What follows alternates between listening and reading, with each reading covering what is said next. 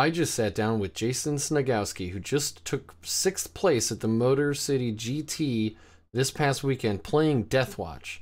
So I hope you enjoy this interview. Sit back, relax, grab a 6-pack, because it's long. I hope you learn a lot.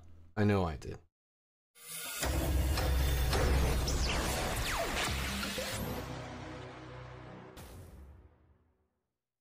Rick here with Noob Hammer. I'm bringing you another interview, this time with Jason Sniegowski, who just took 6th place in the Motor City GT playing Deathwatch. So, Jason, why don't you tell us about yourself? How'd you get into Warhammer? How long have you been playing? And how long have you been playing Deathwatch? I got into Warhammer during what was called Rogue Trader, also known as First Edition, about 23 years ago now. That's really yeah, it's Rogue Trader was insane. It was kind of like Necromunda, but with Marines and Orcs. And then there was 2nd edition, played all the way through. The only edition I missed was 6th, I think it was 5th or 6th edition when my kids were born. I missed. That'll do it. Yeah, that was a lot of work because twins take a lot of time. Ooh, twins. I started playing Deathwatch in 7th edition. It was I think it was 7th. It was just a weird offshoot. I wanted to play it because I liked the story of the army. I liked the look of the army. I liked the fact it could be drawn from all the different codexes, and I wanted to play something different.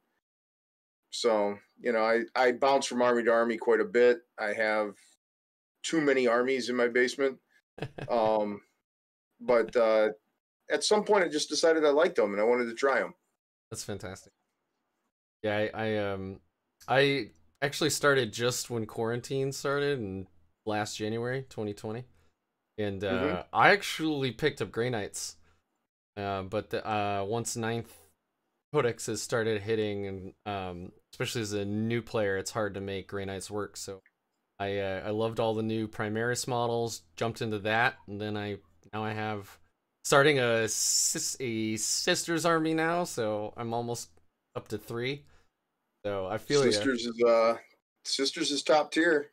Yeah, I love the miracle dice mechanic. Seems pretty fun. So for everybody who might just be listening in a tab in the background or whatever, I'm just gonna do a real quick overview of that list that you brought to Motor City, and then we're gonna dive in. All right. So sounds great. He brought a Smash Captain, a Librarian, a Watchmaster, an Indomitor kill team with 5 Eradicators and 5 heavy Intercessors, obviously. And then 3 Proteus kill teams that were all the same. You got 5 Deathwatch veterans and 5 Vanguard vets, so 15 Vanguard vets running around being obnoxious. And then a Spectrus kill team, 5 Infiltrator, 5 Reavers. And then the icing on the cake are the 2 Relic Contemptors with the Volkites, which brought you to exactly 2,000 points on the nose. Jump over to the list. All right. So I guess let's start. What's your general idea about this list? I've never been to a tournament. Like I said, brand new player. I've got maybe 40 games under my belt total. That's including wacky crusade games and 500-point learning games and the whole 9 yards. So when you're building a tournament list, what are you aiming to accomplish with that list? Obviously, you have to be looking at all comers. And then what was the general thought process that made you come up with this list? Well, what I did was I started looking at how the meta was going for the different events. I knew Dark Eldar was going to be strong, and I needed a way to deal with that, especially since they had a lot of fight last. So I needed durable units. That's where the Vanguard vets come in with the 2+4+. I also needed speed. The ninth edition is so influenced by how fast you can move around the board and claim objectives and relocate when you need to. So there was that as well.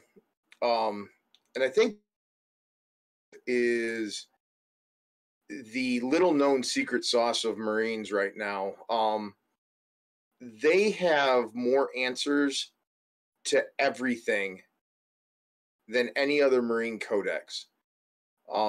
The different anti army strats. I was playing a Necron player around 4 at Motor City. He was the anti-Necron strat, and that -1 to reanimation protocol. Yeah, it's a good one, and it's only 1 CP. Yeah, and he was just blended down by it, and he lost so many scarab bases because of it. It was a good game. But yeah, the list itself was. I started out by looking at the fact that the kill teams are all OBSEC. When you look at a list, objective secured is often underrated. The ability to put a unit on an objective and just control it no matter what else is there is very important. And the kill teams allowed me to do that. Plus the ability to combat squad them allowed me to separate the units to be able to do different things. The standard Deathwatch veterans were amazing. They performed way above their weight class in every single game. I am so stoked to hear you say that, because like when I picked up my supplement, man, the Firstborn, the Proteus kill team, like had my eye immediately. Not just because I love Terminators, and I love Terminators, but man, just even if you get rid of the power sword and you just give them a chain sword, they have an intercessor stat line, but with an extra attack. They're already better than an intercessor for the same points cost, 20 points. And then 23, you give them a power sword, and it's now they're +1 strength, -3 AP. Ugh, so good. Mwah. Yeah, I love the standard Deathwatch vets. I love them. Yeah, they're plus they have the special issue ammo, which is an auto win in my opinion. Like that just makes that unit so good. They stand still, they get the bolter drill or bolter discipline. You know, it's a very good unit.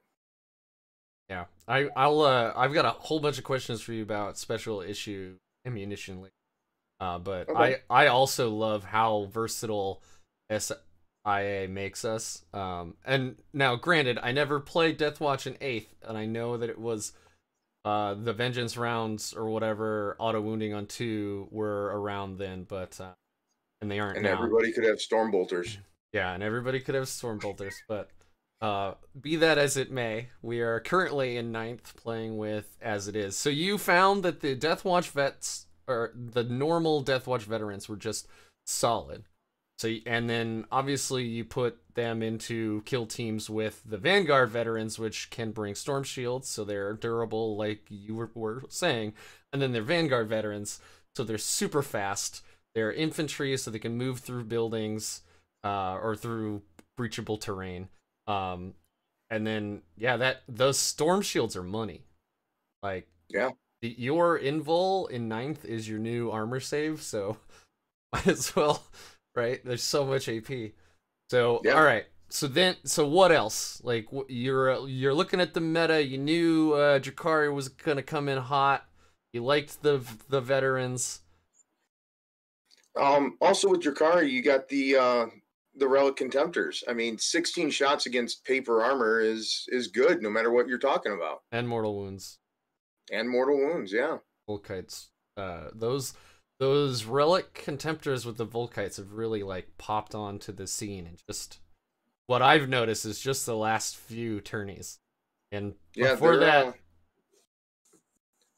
they're not really good against 3-up armor or 2-up armor, but when they get through, mortal they do wounds, the work. Though, right? Like, yeah, the mortal wounds still do damage, but sometimes you just need extra. You know, you need actual wounds to go through. Yeah, absolutely. All right. Well, I mean, Do you have anything else to add about why you picked this list and what you were looking at and how you were adapting to your to the meta? Well, the main list that I deal with here in the Toledo area and surrounding tournament events, the main problem list were Salamanders, Death Guard, Sisters, and the Bash Brothers. So I needed the Melta for the Bash Brothers. That's why the Indomitor kill team went with five Eradicators. But the sisters, I actually relied more heavily on the standard Deathwatch vets. Allowing them to charge and just get in there with the power swords was great. It really it changed the tide of the game numerous times for me. The other thing is the ability for the Deathwatch to just pick which tactical doctrine they're in. It's when you go second, you can just go, cool, I jump out and assault you in assault doctrine. You know, it can actually be really good. Yeah, those power swords are now -4. So any sisters now, you know, are dead. Yeah. It's great. All right. Well, if we jump into the nitty-gritty of the list, so you're starting with a captain with jump pack, like standard Smash captain. You picked optimized Proteus's warlord trait because it's amazing. For anybody listening, it's basically that 2 CP Space Marine strat, but it's for free. So you can move a unit onto an objective, they can perform an action, and then that unit can still shoot. So that's an auto pick for me in my list, just because Raise the Banners is super good, or deploy scramblers, whatever you want to do, you can still shoot, which is amazing.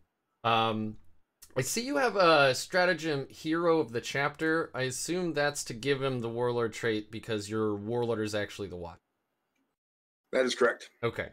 And then the librarian, non-Primaris librarian, not a chief librarian or master librarian, whatever they're called.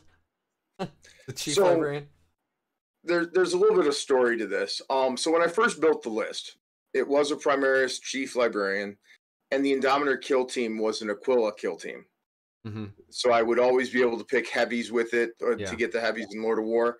But I forgot to put jump packs on all of my Vanguard veterans.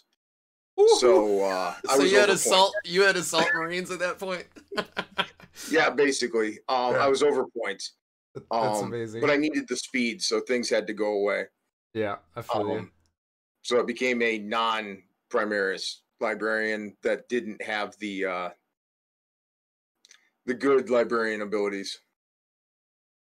All right. Well, I mean, so the powers that you picked are both from the Xeno Purge discipline, which the Deathwatch powers are so good. They're insane. And so you went Those are by far the best powers. Yeah, they are super good. Up there with Dark Angels for sure. So we have Premorphic Resonance, and then we have Fortified with Contempt. And Fortified with Contempt gives one unit a 5-up, Feel No Pain. Correct. And then, or is it? Yeah, it's one unit. And then Premorphic Resonance is what I call the Don't Charge Me Bro power, which is, it lets you Overwatch on 5s. You get one more attack, whether you're charged, or whether you charge or charged, I believe. And then you also get Fight First. Correct. And it's really that last one that you're like itching for. But so it's a free interrupt if you're getting charged in multiple places. Yeah, it's So Premorphic Resonance also very good. What's funny is I never cast that on a shooty unit ever. Really? Yeah, you want it. Vanguard vets. I was gonna, extra attack, right? Hitting on 2s. And is it also +1 to hit? It's +1 to hit. Always fight first. All right. Well, when I go through and I edit this, I'll throw these up on screen as we're talking about them. But they're very good. How do you feel about people who take the tome of Malkador and then pick up Null Zone to try to chew through invuls? I've been trying that in some of my lists lately. Real good against those Death Shroud and what's the other Death Guard Terminator? Yeah, the blight. That one. Yeah, the Blight yeah. Lords. Yeah. The problem is, as you can see, when we get to the Watchmaster, I'll get into this a little bit more, but I found the list was really lacking CP. I only started with 8, Yeah. and it's still like I was running out of CP every game. Yeah. When I first saw your list, and I'm just like scrolling through it, like, what? Okay, all right. And I saw the 2 relics, and I was like, wow, 2 relic contemptors. I guess this guy hates CP. He's like, well, if I don't have anything, that's one less thing to play, right? Now I don't have to remember to spend them. But I spent CP. There were games upon games where I was dying for the Watchmaster to please give me 1 back.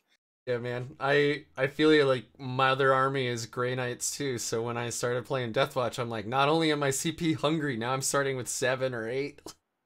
So it's even harder. But that's funny. So your second, I should also state, because I forgot to, the captain with the jump pack has the Dominus Aegis relic, which gives everybody within a 6-inch bubble of him 5-up invul, which is, I assume he followed the Indomitor kill team around and made sure that they stayed alive until he needed to go make smashy. Yep. Yeah. And what's really funny is a lot of people haven't really delved into exactly how insane Deathwatch is. So if you drop the captain in, deep strike him with the Indomitor kill team, which is combat squatted, so you got 5 dudes, and you say 2 heavy intercessors, 3 eradicators, and then you cast Fortified with Contempt, so they have a 5-up feel no pain. And then beginning of the next turn, going into the combos here, if you pay the 2 CP, you have them behave as Salamanders or Iron Hands. Iron Hands, obviously, only if they're way away from the feel no pain. Salamanders, if they're not, so they ignore the -1 AP. And then you can also use the Gravis strat on them, so they get +1 to their save against damage 1 weapons, and then you can transhuman them. And yeah, they don't go away. Yeah, and they're Gravis, so there's the +1 save against 1 damage attacks.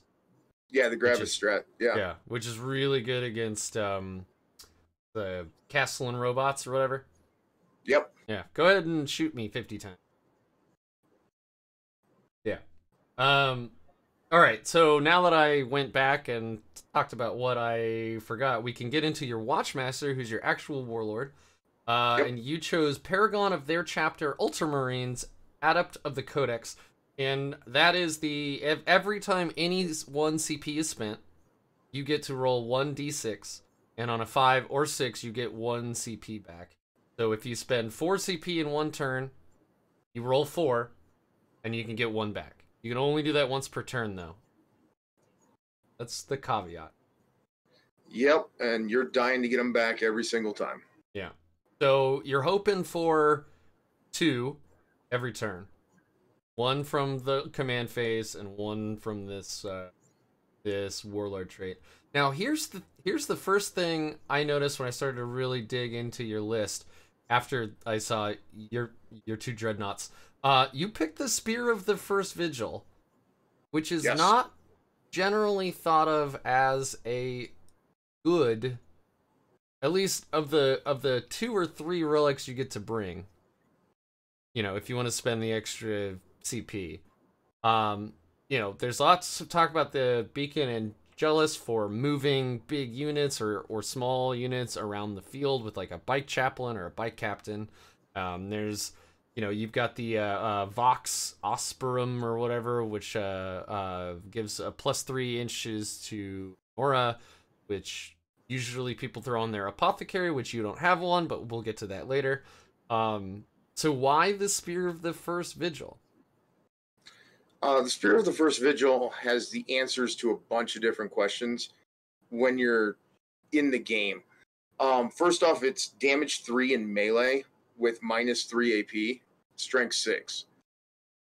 Absolutely amazing. If you got something in your backfield, Terminators, Deathwatch Terminators, maybe, or Death Guard, I mean, that maybe something went wrong and you left a spot for someone to deep strike in, that can be the answer to a whole squad. Not saying it will be, but it can definitely help. Yeah, The he's other hitting on reason is, twos, so not nothing. the other thing is the shooting. It's rapid fire 2, 24 inches.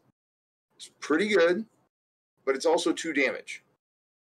So it's a storm bolter, but 2 damage, and then you can use special issue ammunition to make it 3 damage. Exactly. I can also get +1 to wound with it or anything else, and it's it's a very I think it's a very useful weapon as far as what it can do. It was, because of how I used my Watchmaster, it was only came into play a couple times. I was very cautious with him because I needed the CP and the rerolls. Yeah, the rerolls. Sure. Yeah, but the I'm not sure I would take it off for the actual Vigil Spear, but it is one of the things I'm thinking of in my next revision of the list. Is getting rid of the Spear of the First Vigil? Yep. Okay. It's good. Just I'm not sure it's worth the CP, or if there isn't something better I could take.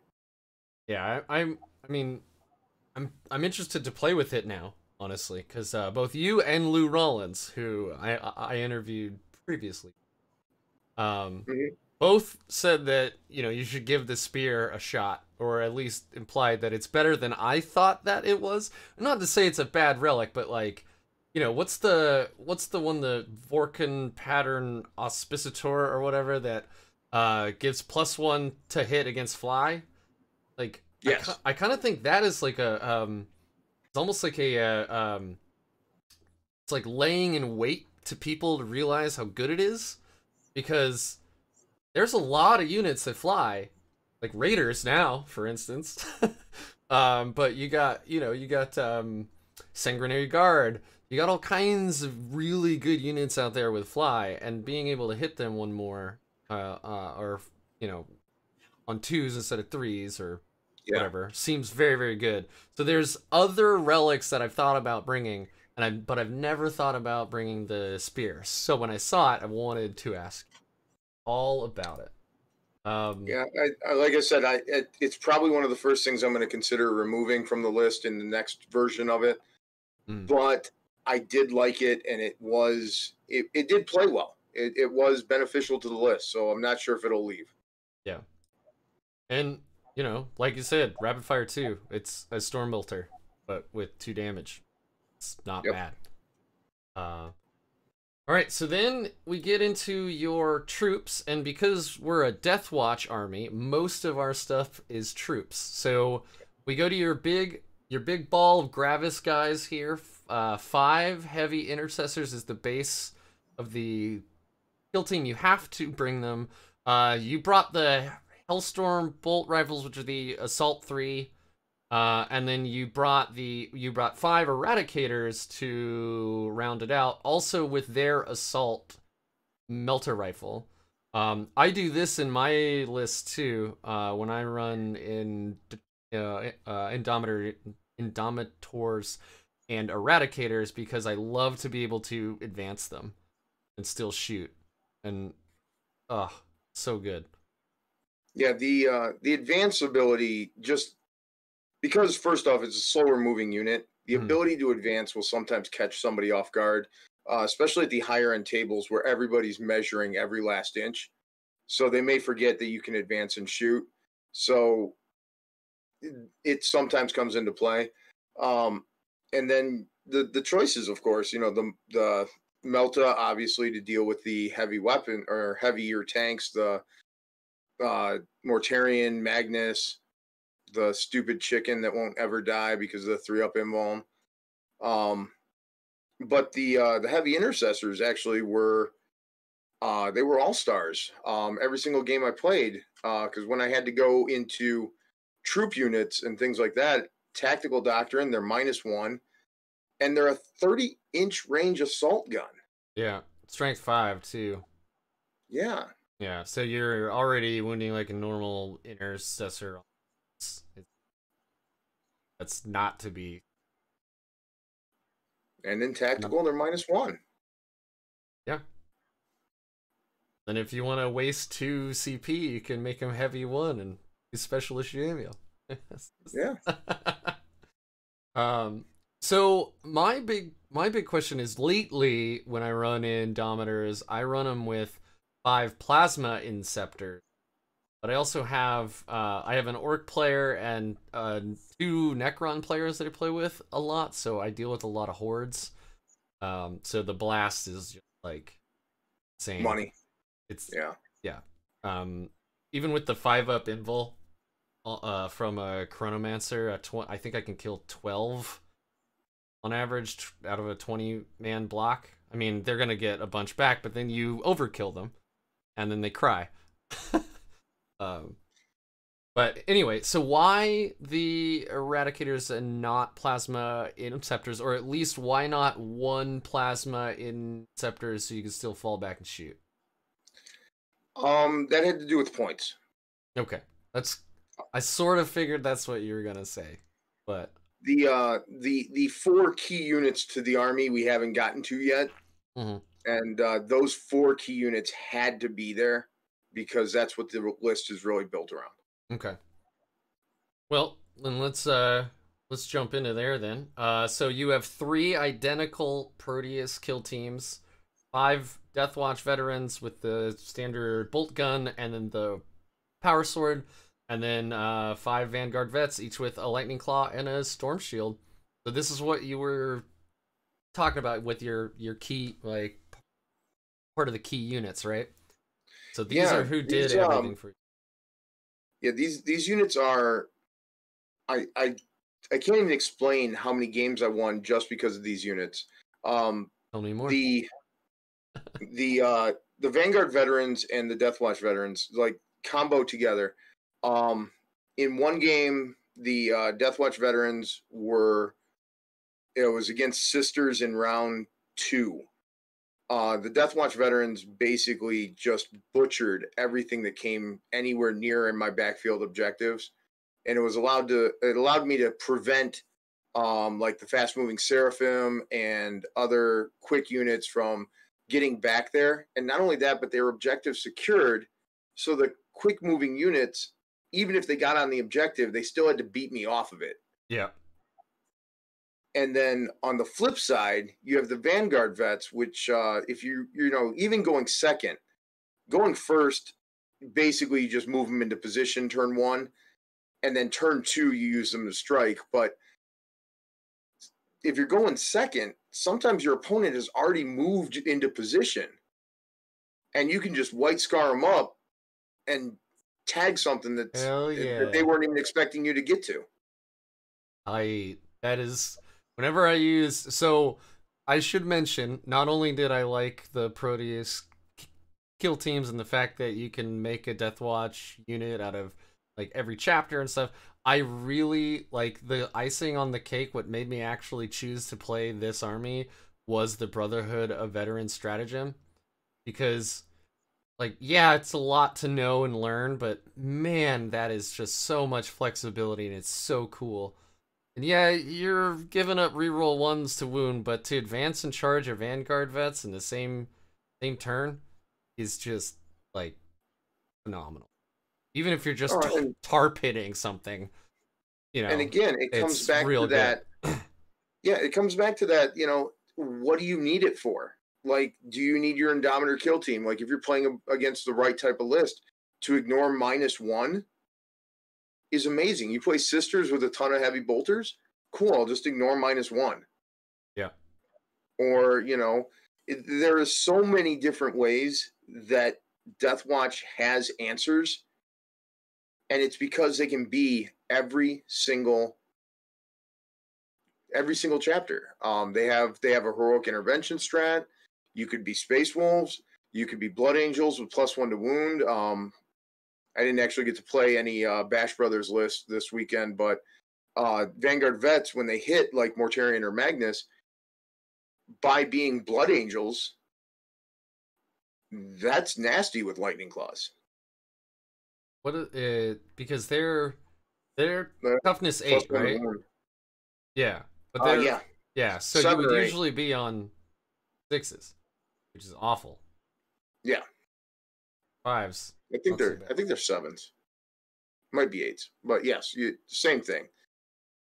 You're down to 4s or 5s, which is still way better. And with Lightning Claws being able to reroll to wound automatically, yeah, you don't need the reroll 1s, but something else would be great. That's a great point. So one of the things that surprised me, I've been taking Storm Shields on most of my normal Deathwatch veterans because, like you said, they're objectives secured. They can sit on a point even if they get charged by those like fast attack slots or whatever. Even if they kill 2 or 3 of them, I still get to score that for at least one more round, and that's can be huge. Like I remember I was playing a friend who was playing Custodes. He drops one of his dreadnoughts in my backfield, like turn 3, charges into one of my squads of Vanguard Vets, only killed 3 of them because I had Storm Shields. And I'm like, okay, you did, like, I still get 5 points next turn. Like, right? It didn't, like, everything that he did that turn effectively didn't matter because 2 of them were still alive. And he looked at me like, what? Like, how are they still? I mean, Storm Shields, man, so good. Yeah. But you went with Bolt Gun for special issue ammunition, and they're free. And then Power Swords, which are only 3 points more per model. And you found that much more usable to be aggressive and be in your opponent's face instead of trying to squeeze in some more Storm Shield somewhere, which obviously this is a list with not a lot of fat to trim. No, there is very little fat to trim. Right. Part of the reason I went without the Storm Shields on the normal Deathwatch vets is because of the Death or Glory guys. The Death or Glory guys are the ones that ran Motor City Mayhem. Right. They are a great group of guys. This was their flag. This is their first year event. They've never run a big event before. But every time they've ever done an event, they've always gone overboard, and it's been a great event every single time. And this time they did not fail to meet those expectations, and they had plenty of terrain on every single table. Good. And that's one of the reasons why I went without the Storm Shields. I knew I would have the ability to hide. You don't need invuls if you're never attacked. All right, cool. Well, that answers one of the questions that I had thought. So you got 3 of these. 3 Proteus kill teams, so 15 Vanguard vets, 15 Deathwatch veterans, all built the exact same way. So were you, like, in a normal match, and I don't even know how you quantify what a normal match is, but were you deep striking one of these for the 1 CP? Were you combat squatting them almost every single time? Like, how are you deploying these 3 units? All 3 of those units were always on the board. Okay. Every single time. They were, of course, all combat squatted because I could not afford to have my jump pack guys not able to move. Right. In fact, all 5 of my units were always combat squatted. Always. Okay. So you interesting to. Yeah, I mean, you mentioned it earlier, but it's interesting to say that you combat squatted the Indomitor kill team. I usually just roll it around like a big death blob, but I know that that's also the way, like, Death Guard plays. That's the way Dark Angels play with their Terminators and stuff. So, it's an interesting idea to actually combat squad. It's a tactical choice. When you put 3 Eradicators and 2 Heavy Intercessors and then the other squad has 2 eradicators, 3 heavy intercessors. Mm-hmm. The heavy intercessors act as an ablative wound to keep the eradicators alive. Yep. Or if I'm playing a horde list, the eradicators act as ablative wounds to keep the heavy intercessors alive. That's a good point. Never thought about using it in the reverse, but then again, like, we only got a horde player lately playing orcs, so even my friend that played Nids never played horde. He always did like big groups of warriors. Not exactly a horde army, but that's an interesting point. You can just have the eradicators die first. Yeah, that's a great point. All right, so Spectrus kill team. Also, like, remember, everybody listening in, still troops. We're still talking about units that have objective secured. So Spectrus kill team. You have to take the 5 infiltrators. Infiltrators are amazing. You then have 5 reavers, which I assume you took and combat squatted with 1 reaver in with the infiltrators, and then 1 infiltrator, at least 1 in with the reavers, to give both units the Omni Scramblers. Or did you combat squad the reavers and then use them for deploy scramblers? Or did you set them up way up the board with not guerrilla tactics, but the Phobos built-in ability where they can infiltrate or deploy? Yeah, that one. Actually, I split them 3 and 2. 3 and 2. Okay. 3 infiltrators, 2 reavers, 3 reavers, 2 infiltrators. Mm-hmm. The reason for this is when you're trying to block out for deep strike, you get 2 inches between your models. Right. And then you have a 32-inch base. Or 32 millimeter base. Sorry, right. inch and a half base. So a 5-man squad, just for the models themselves, take up about 15 inches. Right. Tracking. And then I can have an infiltrator on each end, giving me 12 more in each direction. So with 1 squad of infiltrators, I can block out approximately 39 inches, or in a hammer and anvil type situation, my entire deployment zone. Right. Or in a Dawn of War, I can block out with very little extra work the entire deployment zone. So no one's deep striking on me for line breaker at all. Right. Most of the time I use them as, I don't like putting them as forward deployers unless I'm playing a slow army. Round 5, I played Death Guard, all foot slug and Death Guard. So I did forward deploy them there. But most of the time I use them as just a little bit above where they should be, usually on an objective, and 100% keeping people out from bad deep strikes. So the reavers then were because they're the cheapest other Spectrus. Because you could have brought... I was short on points, yes. Gotcha. Okay. So I wasn't sure if you were trying to do some terror troop shenanigans. I wasn't sure if you were trying to do some, like, we're going to give them grab shoots, which I didn't see in the list, but, you know, whatever. And we're going to deep strike them for deploy scramblers or something. Well, I got 2 stories here for you. First one was I was talking to someone online, and I was mentioning that at the event that I had planned to use terror troops, but it never came up. It never happened. I never got the chance to do it. Right. And this person knew Deathwatch better than me and pointed out that the reavers lose the keyword to be able to use that. Oh, if they're you're in right. a kill team. You're right. And I'm like, well, I'm glad that never came up at the event. Otherwise, I would be, talking to people about how I made a giant mistake. The other thing is, the other funny story off of this is I will never take deploy scramblers probably ever again. Oh, really? I lost in the last round of an event recently to Mr. Brad Chester, 82 to 81. Woo, because baby. He took raise the banners and scored 11, and I took deployed scramblers and scored 10. Wow.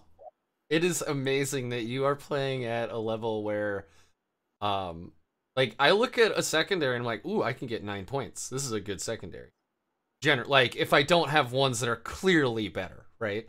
Like Yes. if I'm looking at my enemy's list and the mission and my list, and I'm like, okay, I think I can get 9 points out of this, but if I take this other one, I'm only gonna get like 6. You know, clearly 9 is better than 6 because it is frequently a larger number. But Yes. yeah, so and you know, there's a lot of people taking deploy scramblers, but I guess it also depends on, again, on your list. Like for Grey Knights, I take deploy scramblers a lot because I have Gate of Infinity and free deep strike, so I'm all over the board all the time. So paying 1 CP to give a 28-point unit of servitors deep strike and then they get me 10 points is a pretty good use of a command point, if you ask me. But also, I am a brand new player, so you know, my deep thoughts probably are pretty shallow. Yeah, I completely agree with you that deploy scramblers is a good objective to take. It's just not always the best one to take. And it happened to be that in that game, it lost me the game. Oof. And that was like round 5, and that was It was a local RTT. Yeah. Because Brad lives right down the street, so my local RTTs are filled with horrible nightmares every single time. Just filled with Brad. Pretty much every time. Every time last round, it's probably me and Brad, or I caught him round 2, and yeah, it's awful. I only got about a 40% win rate against him. It's not good. Yeah, that's gotta be demoralizing. Like you're already at a disadvantage when you start setting up your models. Like just mentally, right? Like, well, and you know, I brought Brad into the game in 3rd edition. I taught him how to play. You know, we've been hanging out playing other games before that. We played a bunch of card games, Star Wars, Young Jedi, Highlander. There was a ton of them that we played together, and he went in for a medical procedure. He couldn't do anything, so I taught him how to play 40K back in, it was 3rd edition, and we've been at each other's throats for it ever since. Fantastic. So before we get too deep into secondaries, which are on my list to talk to you about, we do need to round out the list, which is only 2 more units. Technically one.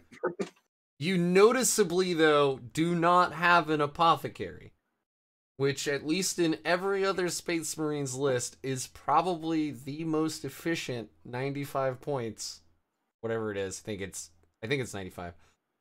With Chief Apothecary that you can find in any codex. It is, and you decided that you needed those 95 points elsewhere. I did. I decided that 50 obsec bodies was more important than 1 apothecary. Okay. I'm not sure that's a good call, but with the speed of the army, the apothecary would often be in the back with just a standard Deathwatch veteran squad. Oh, that's because most games I deep struck the Indomitor squad with the captain. Mm-hmm. And so you're spending 2 CP to do that. I believe it was just 1. I thought it was 1 per unit up to 2. Oh, it might be 2 units for 1 CP. I will check. I don't remember. You're probably right. I'm probably wrong. I thought it was wrong. Whatever. It might be 2 1 or for 2 1 to deep strike it. Was my email going off. 1 or 2 to deep strike it, and then yeah.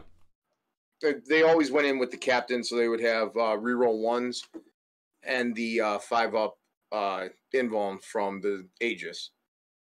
So the only thing that's really left on the board that I care about to have the apothecary near is too fast. Mm-hmm. And I can't do anything with the apothecary for the dreadnoughts. I wish, but then I'd have to bring a tech marine. Yeah, and then you got to throw out 1 HQ slot, and it starts to just go to hell in a handbasket after that. Yeah. All right. Yep. So 2 relic contemptor dreadnoughts. So you said I hate CP so much, I'm going to spend 2 more. And you brought these bad boys, which are amazing models. You brought the Volkite cannons, and you went to town from the backfield, I assume, because their range is like in ninth. That's effectively infinite.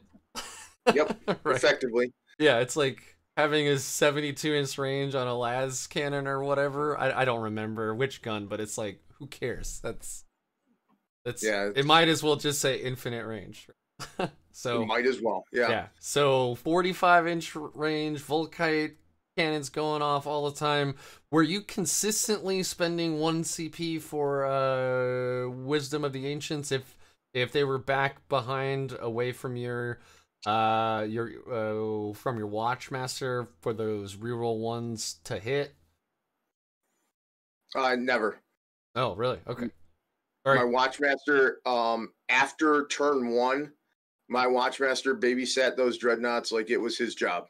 Because it was. Right. Very cool. Which saves you CP too, you know? So. I still used it occasionally, depending on the list, for reroll ones to wound, but not frequently. And so, because usually I pick the right battlefield roll for Deathwatch where I was already getting it, but sometimes I needed it.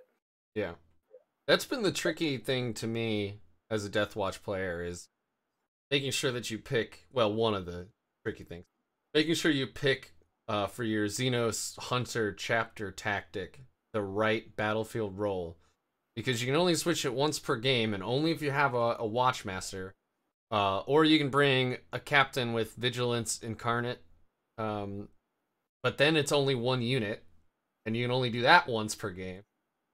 So yeah, it's big deal to make sure that you pick the right battlefield roll. Yes. Do you find that you're generally picking either elites or troops? It depends on what I'm playing against. It really does. Yeah, for sure. Part of playing this army well is knowing what your opponent's army does. For example, in round 5, I played the Death Guard player.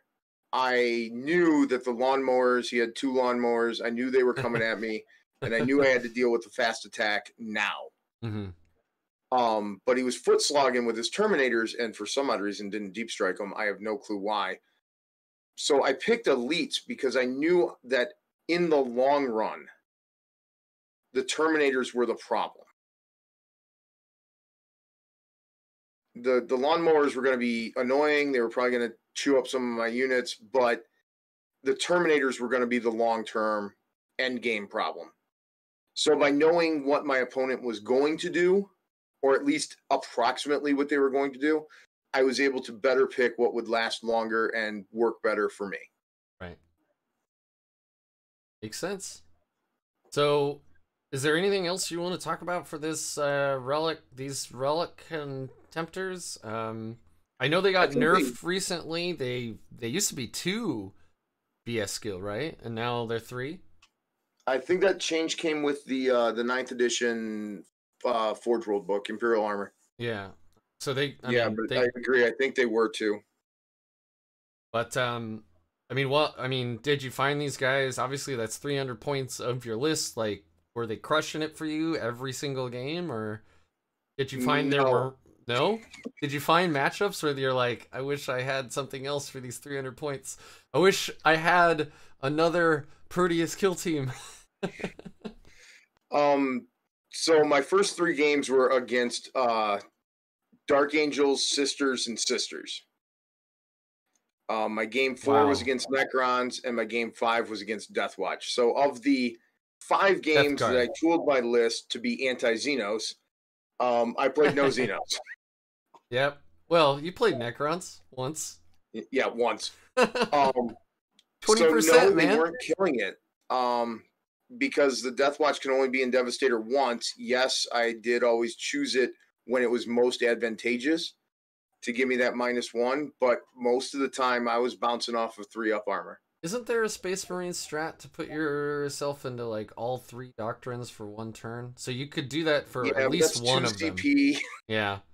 I mean, I guess it depends on if you think you could get a Hail Mary out of it, and then you're probably using that turn 3 or 4 where you don't have 2 CP to spend anyway.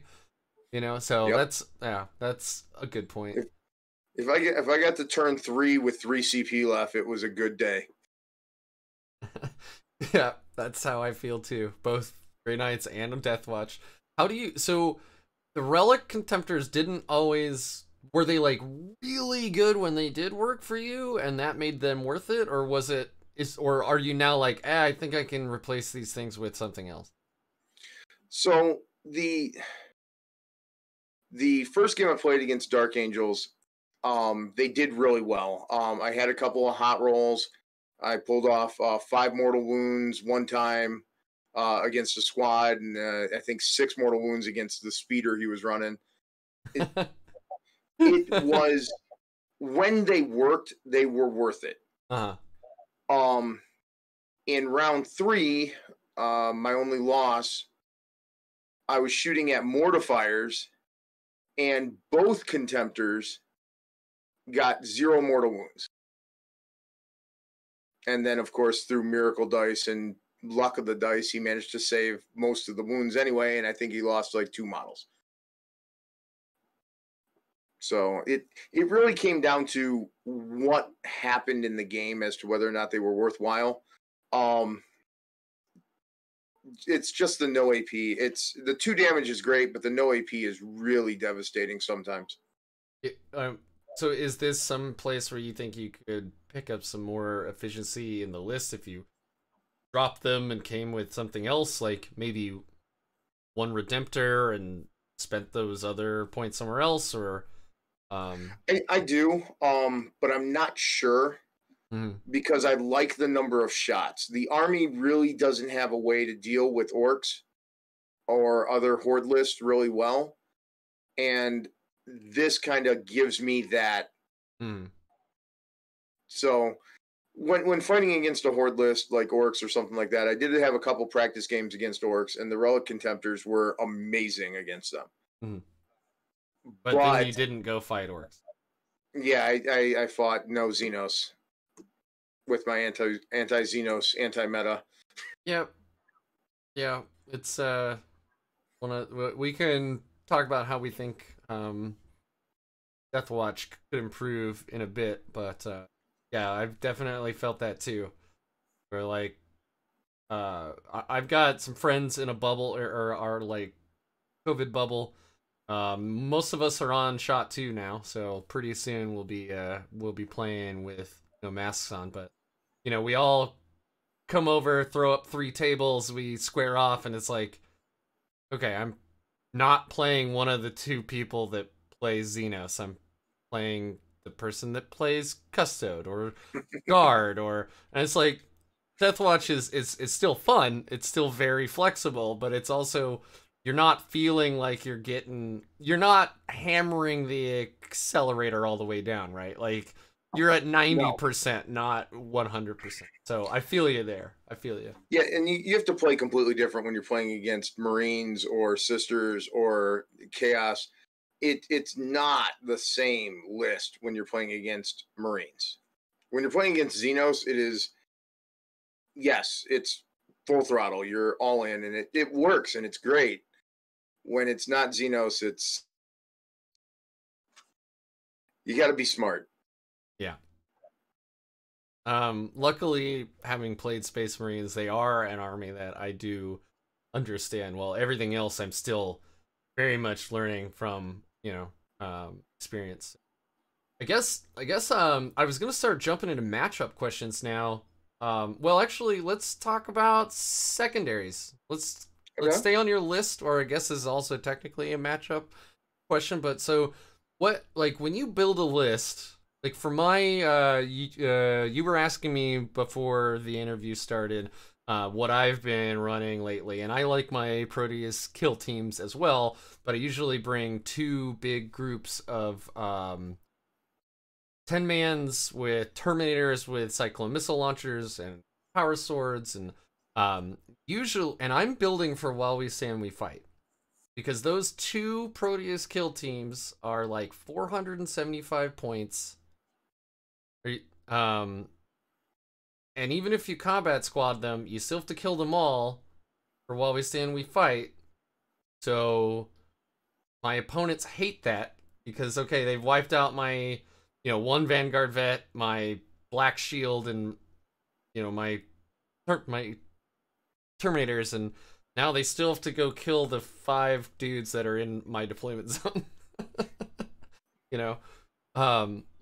So I guess that long-winded tirade was to ask you the question of, when you built this list, were you building it specifically towards any secondaries, like While We Stand We Fight, or deploy scramblers? Obviously neither of those pop out at me from this list, but you had a game plan, obviously, I'm gonna take Oath of Moment and Raise the Banners or what.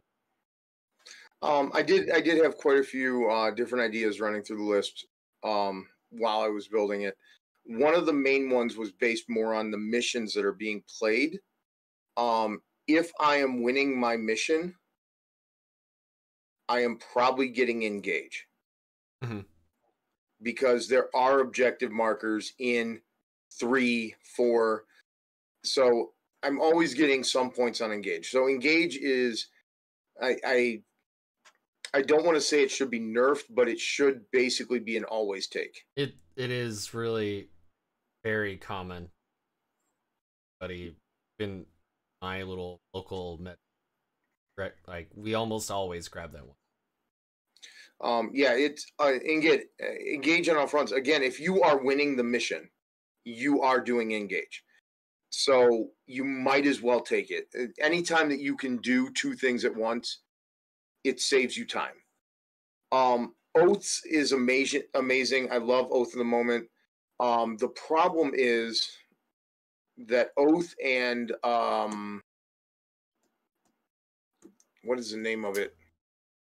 Excuse me 1 second. Yeah, no problem. I have the book. Good call. I do not. I really should have thought that through. It was just a little bit out of reach.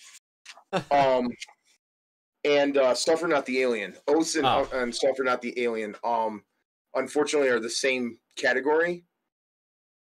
So I had to be sure what I was playing against before I picked one of those. Suffer is amazing against Xenos. I've only ever played one person where that did not work well against. And it was a Horde Orc player. I was testing it out against him, and he green-tided. We did find out after the game that the unit was considered destroyed, so that was 1 more point. But with all the big units, and he was able to save a couple of the last guys and hide them, and it actually became that actually hurt me in the long run. So you got to be careful which one you pick. Another one that I love to pick is the Long Vigil. Really? If you're playing against the right opponent with the Vanguard Vets and the Deep Striking Indomitors, you can keep them off your line and get an auto 15. It is 4 points, which has always been... It's 5. It's 5 per round? 5 per round. Oh, I thought it was 4. 5. Even so, what's always stopped me isn't... if it was just deployment zone, I'd be like, okay, that's really, really good. But it's 6 inches in front of your deployment zone that's always made me think twice. Not only am I don't have to hold this 18 inches, I have to hold these 24 inches. Now I'm holding a third of the board. They can deep strike anywhere in there and deny me 5 points automatically. Play a lot with a Death Guard player. He's probably going to drop in 5 Terminators, which are an absolute bitch to kill. So if he stays in there that's why the Spectre's kill team is in there. Because the Long Vigil was always in my back pocket. It was always something that I could pull out with that Spectre's kill team out my deployment zone. Use the Vanguards to have the fight be on your half of the table. And if they survive 3 turns, I get 15. That's fair. I don't usually run such a combat heavy list. I try to soften them up in melee and then soften them up in shooting and then finish them off in melee. But you are just going right for the throat straight away. And In 4 of my 5 games, I went Devastator Doctrine turn 1, Assault the next 3 turns. Yeah, I believe it. That's a lot of lightning claws. Yeah. So obviously Oaths is a good one, Long Vigil is a good one, Engage is a good one. I also took Banners. Banners is another one that I really like because, again, if you're protecting your home field objectives, you're using those kill teams, the Spectre's kill team especially, to keep people away from your back objectives. You can keep those banners. You can easily get a 10 or a 12. And what you really should be shooting for when you're building your list is every objective that you're trying to take, you should be able to get at least a 10 with. Right. Because if you get a 40 on primary, a 10 on all your secondaries, and a 10 for painting, you end up with an 80. An 80 wins most matches. That's fair. That's really cool that you used long vigil. Now I want to try that out. It doesn't work all the time. You Sure. have to be. I did take it against. I think I took it against the Death Guard player in the last round when he told me nothing was deep striking. Oh, you're supposed to pick secondaries before you exchange lists first. Okay. You exchange lists first, and I'm like, you know what? I can block out 1 or 2 units of Terminators. I'll try it. And then he went, I'm not deep striking anything. I'm like, oh really? Okay. Very cool. So we'll go into the biggest question that'll probably take up a lot of our time, and I'll come back up to match up questions after that. So what would you change about Deathwatch to make them S tier? Make them better. I already believe that Deathwatch may be S tier already. Mm-hmm. I think the problem is because of how complicated the list is to play, because of all the abilities they have, because of all the tricks that they have. The reason why they're not doing better in tournaments is because people don't know when to use the tricks and how to use them. And that goes back to, like I was talking about when we were going through the list. The Indomitor kill team, you can make them Salamanders. You can make them Imperial Fists. You can make them Iron Hands. There's all these different things that you can do with these units that when you do that, it changes the whole scope of the army. And if you don't know how to do those tricks will win you the game. So I think that Deathwatch may already have the secret sauce, and it may already be S tier. Okay. The only thing they really need, really need, is they need attack bikes. If they had attack bikes, they would definitely be. I was just gonna say, like, are you sure that you wouldn't do something like, I don't know, let us take attack bikes, or what's the other? If Deathwatch had that. We can't take attack bikes, we can't take Devastator squads, which who cares about Devastator squads, but we can't take one other unit that I can't remember right now. Yeah, it doesn't matter. If I can't remember what it is, then it's probably not that great. But yeah, we can only take because we can only take the Deathwatch bikes.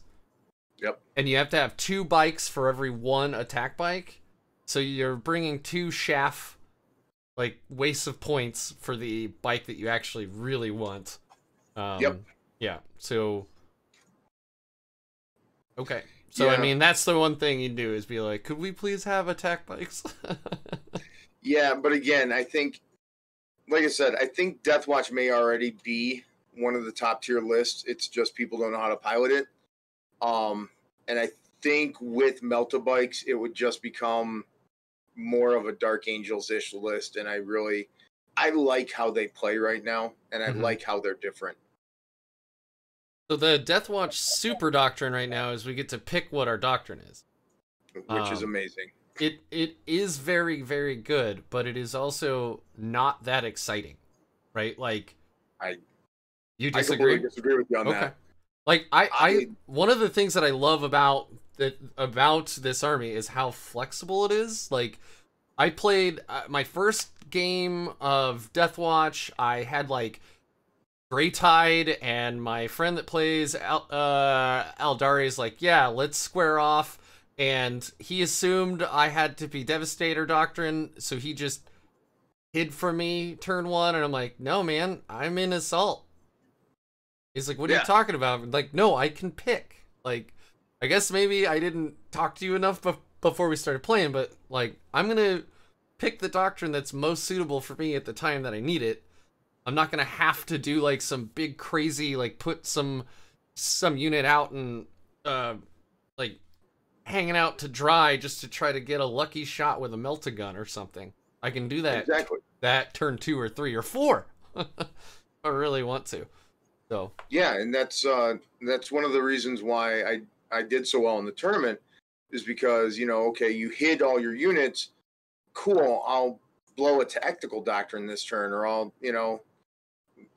be an assault. I'll not waste the Devastator doctrine on the turn I need it. Yeah. Or I'll not waste the assault doctrines on the turns that are not going to matter because the game's basically over. The game, usually by turn 4, you can talk the game out and the game's over. Yeah. So the ability to get in and do what your army does when you want to do it is so powerful. It's amazing. That has definitely been my experience too, is that by the bottom of turn 4, you can pretty much just say, well, I'd go here and I'd do this and I'd score this. Then you'd go here and you'd do this and you'd score that, and we'd be at this. Do you disagree? No? Okay. Great game. Let's start again. Yeah, and that's the way it always ends up. And it ends up being really close to that. There might be 1 or 2 contended points where you just say, okay, well, let's roll that out. But yeah, by turn 4, especially end of 4, you can talk out the rest of the game every single time. Your turn 5 is pretty much already ordained at that point. Yeah. That's very cool, man. Very, very cool. Well, I guess I was thinking this would be a really big part of our discussion, but I guess it isn't. I don't know enough about the game or the army yet to really have an opinion one way or the other, but it does, like we were saying earlier, where you feel like you're at 90%. That does feel bad when you're not playing a Xenos faction. Where, like, you know, if you're in the standard, if you haven't used Brotherhood of Veterans on a unit, you know, getting to reroll 1s in combat against Xenos, but you're fighting sisters, like, literally does not matter. And that does not feel good to know that somebody somewhere probably had a spreadsheet and said that these abilities are worth, you know, some amount of points, and created an algorithm that said Deathwatch is good because it can do these things, right? Mm-hmm. Like, that's the playtesters went through and tried it and found that it was at least playable. Oh, I mean, yeah, you know? It's not. I mean, it's definitely not bad, but especially in a meta where we have, like, we try to surround our units with bubbles of, like, a captain gives reroll 1s to hit anyway. A Watchmaster definitely does, and a Watchmaster will give reroll all hits to one other unit. So it's like, if I'm in combat and my captain, who, you know, you build him as a smash captain. I like the slash captain.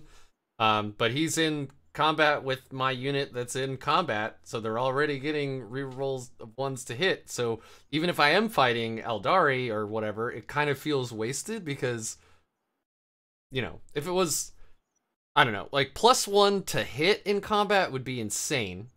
Because now everybody's hitting on 2s, like that would just be nuts. Yep.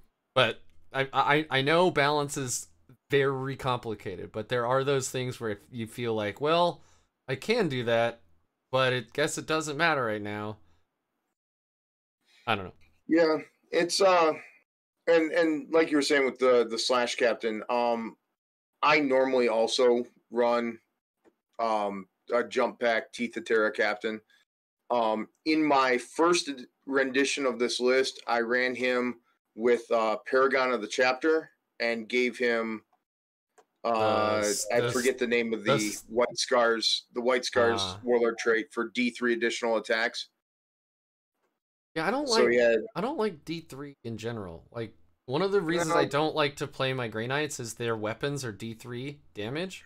And it's like those either like fail you real bad or they knock it out of the park real good, and there's no consistency there that you can try to like account for, right? And so I mean D3 at least you're getting one attack, right? So that's not nothing.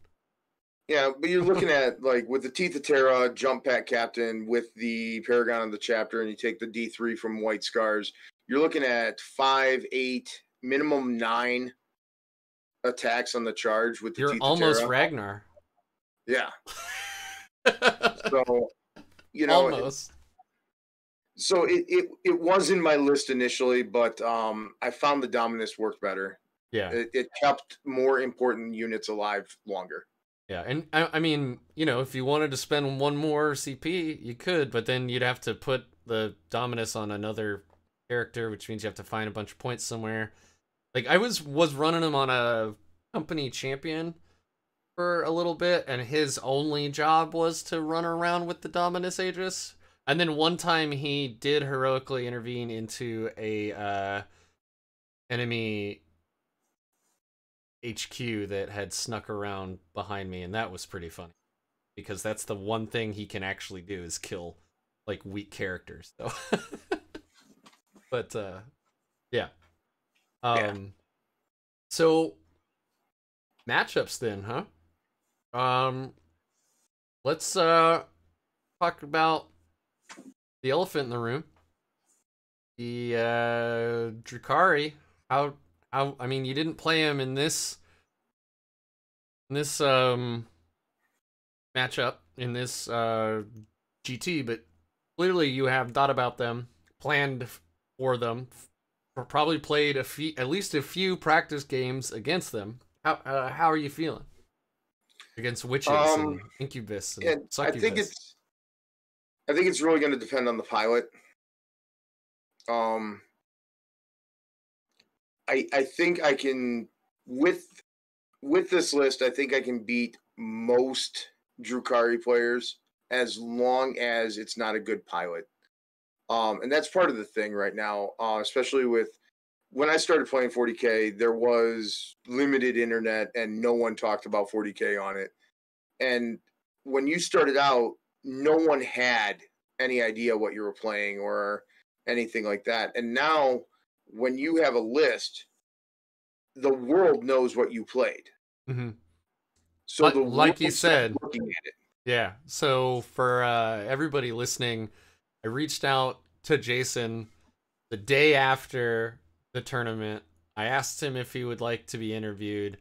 And then I asked him for his list, and then I said, LOL, JK, never mind, I just found it.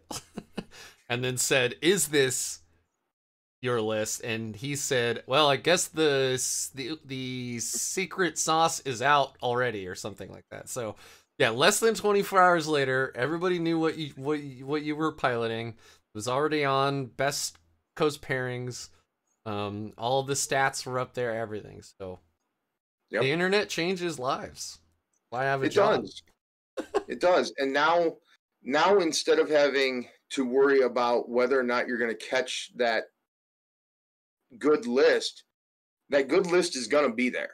Mm-hmm. Whenever you go to an event, that good list is going to be there. The Bash Brothers list is going to be there. The Sisters list is going to be there. The Necron Destroyer, the Scorpack Destroyer Wraith list is going to be there with all the Scarabs. Those lists are going to be there. It's no longer about whether or not you're going to see the list. It's now about whether you're the better pilot. And that's honestly what 40K should have been in the first place. That's a fair point. It's very interesting to think about that. I mean, obviously player skill means a lot regardless. Like, I started playing, and I have a friend who's been playing since, I think he started playing in 3rd or 4th. plays Eldari, and he played them back when they were like very, very, very, very good. And ninth came out and they were not good.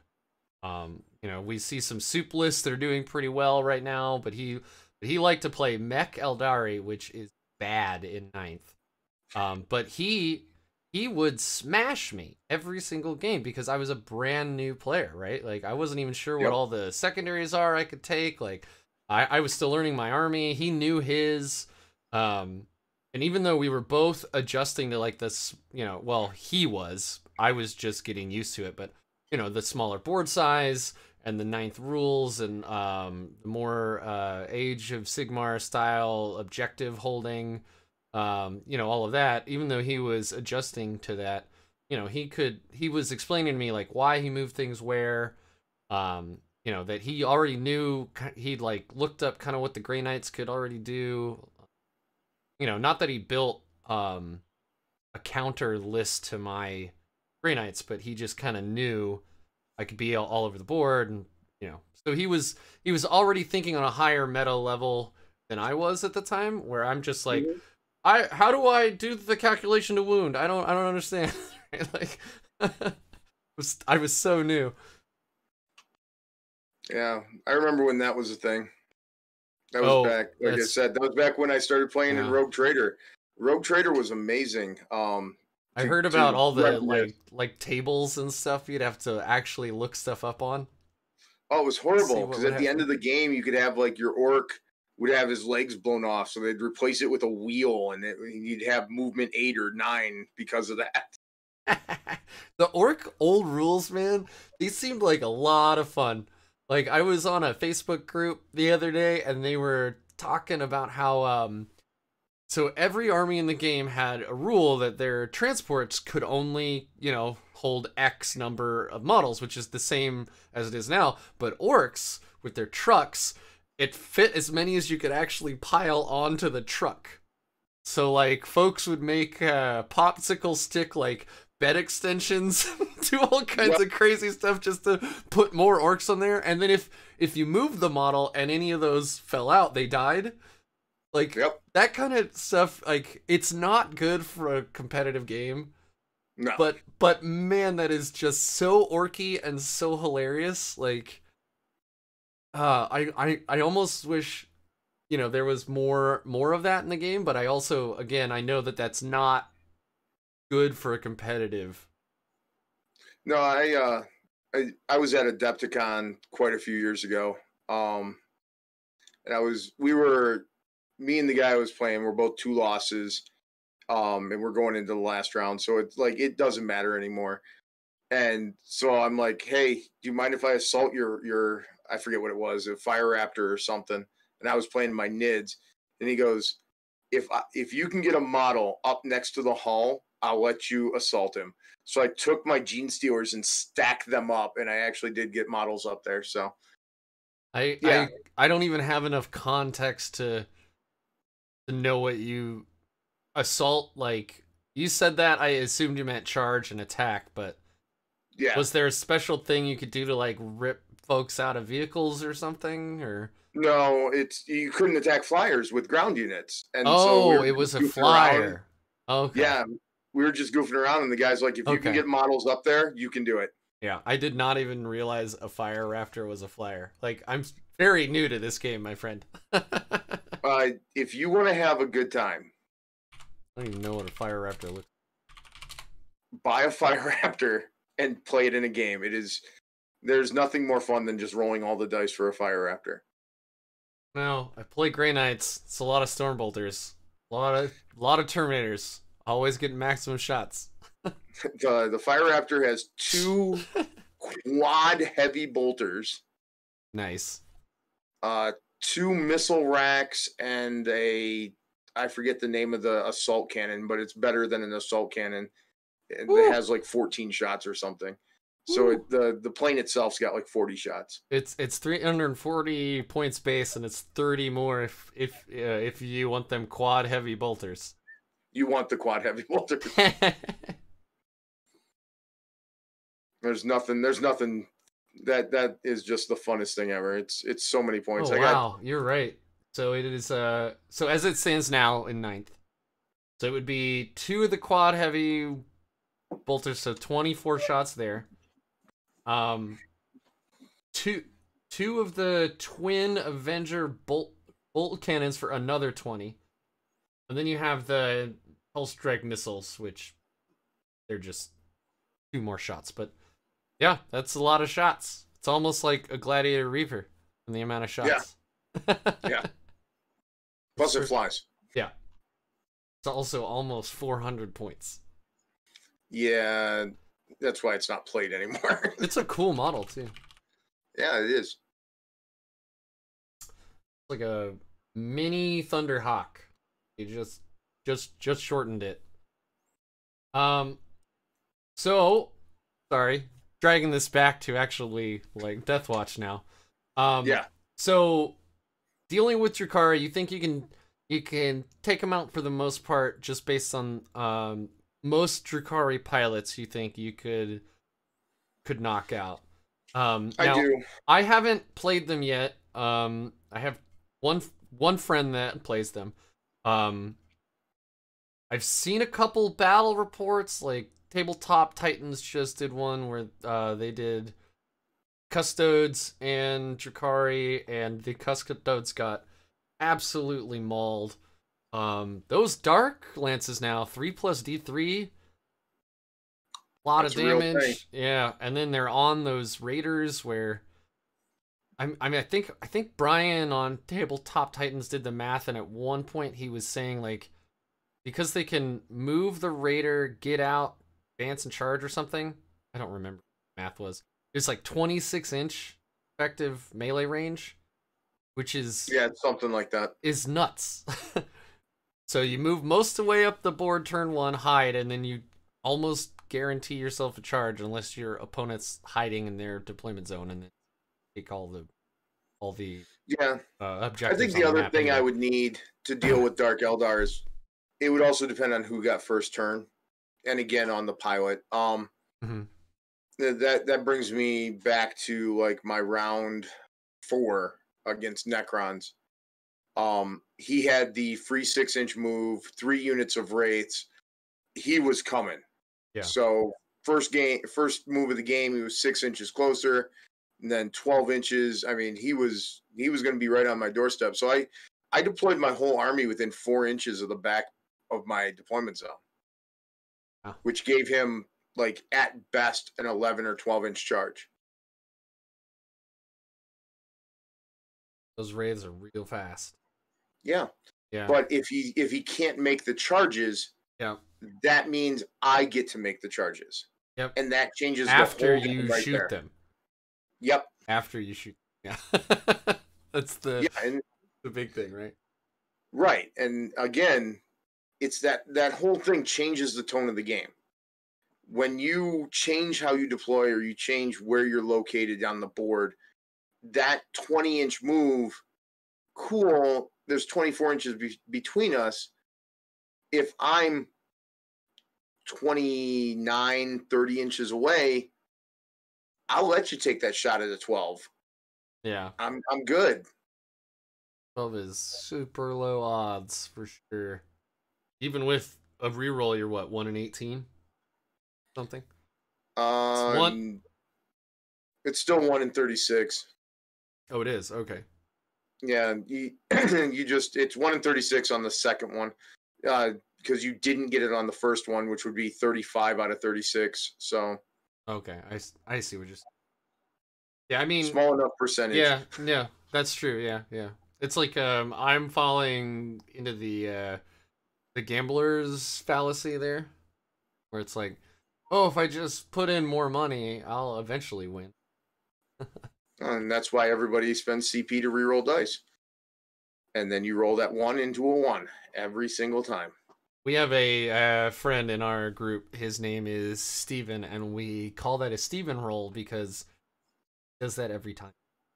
Every time he's like a 1, he sees a 1, he's like, I'm going to reroll, and we're all like, we know what's going to happen, man. And then like, bam, there it is. Yep. Yeah, I'm about 95% on that. Every time I grab a 1 to re-roll it because it's some vital roll that I need to have happen, it's a 1. Yep. Guaranteed. So we've talked about Jakari. The other, the slightly smaller elephant in the room is Dark Angels, who have never played. You think that your Meltas do okay? How do you just ignore the brick of Terminators and go, blow up all the bikes and then just stand on objectives, or? Well, the two things. Well, yes, the bikes have to go. Like, the Dark Angel player I played round 1, he played it a little bit wrong. So it's a bad pilot with a good list. I was able to assault on turn 1 2 squads of his Outriders. He was running Outriders. I think they were Outriders. Yeah, they were Outriders. Huh. And I was able to grab 1 Outrider in each squad so that he would have to spend CP to fall back. Which gave me a launching off point into his brick, but I wasn't going to go for the brick. Is that because you white scarred up and were able to advance and charge? No, it's because on round 2 on his turn, I would win that combat. No, I mean you were able to wrap one of his units because he was so far up the board, and then you advanced and charged his white scars, and he didn't know you could do he that. Went first. Oh, he went first. So he moved up into the middle like he was supposed to. Right. I hit the 2 edges really hard because he pushed the bikes on the edges. I pushed the vanguards into the flanks, wrapped 1 bike in each squad because that's all he had left. One had 1 wound, one had 2 wounds. Mm-hmm. He didn't want to waste the CP to break 1 bike with no wounds out, so I had 2 basically invulnerable vanguard squads. Uh-huh. Obviously finished the combat on my turn, moved closer to the middle, and then both those vanguard squads moved up and hit the support characters. So you wrapped Ezekiel or whatever his name is, Azrael. Yeah, it was a bad pilot. I should never have been able to get to those characters, but I had 1 squad that I just sacrificed to go in there to kill the character. The other squad hit the Terminators, and then I brought the 3rd squad in with a standard veteran squad to finish off the Terminators, and he was done.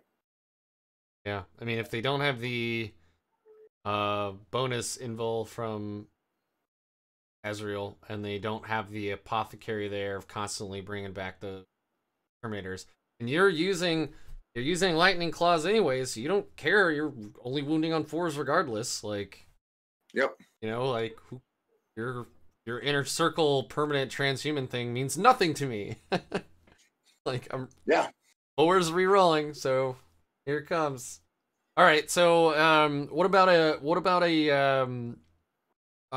Dark Angels list piloted by somebody more familiar with the list?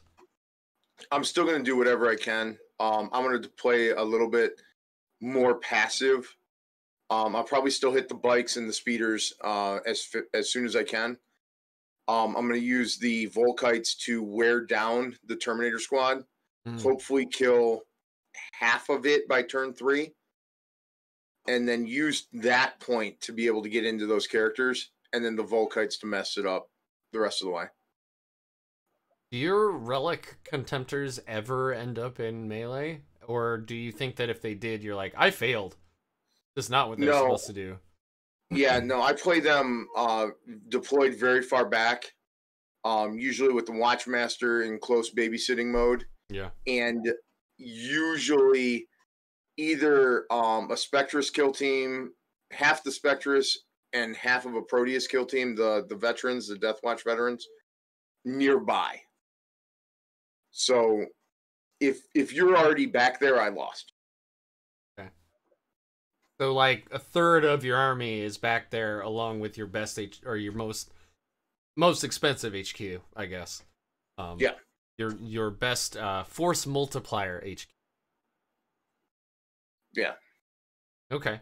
So otherwise, I'm not gonna get into it too anymore. How do you deal with this rock or this scissors or this paper? I'm not gonna do that stuff. But why don't you tell me about your favorite matchups? And those could be the most fun, or the ones that you know you got a leg up and you think you can win. I mean, because let's be fair, we do. I mean, a win feels good, right? We like to win. But like, what are your favorite matchups?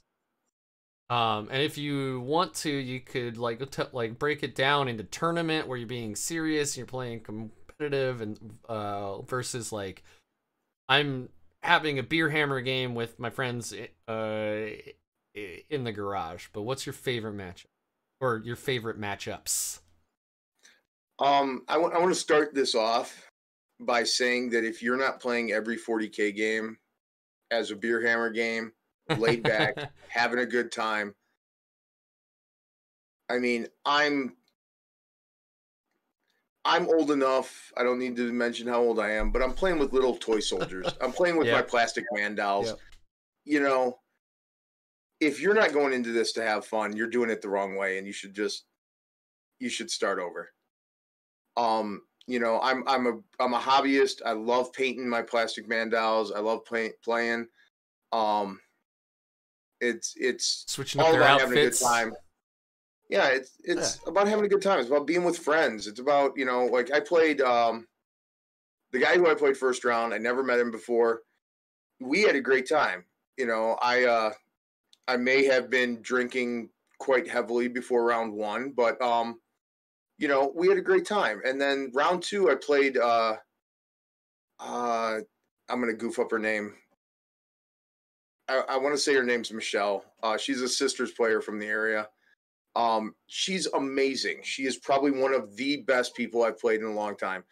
Every single thing that we did throughout the entire game, every single move. This is my intent. This is what I mean. No, go ahead. We agreed on that. Everything was just super friendly, and it was probably one of the funnest games I've ever played. And that's the way all 40K should always be. That's awesome.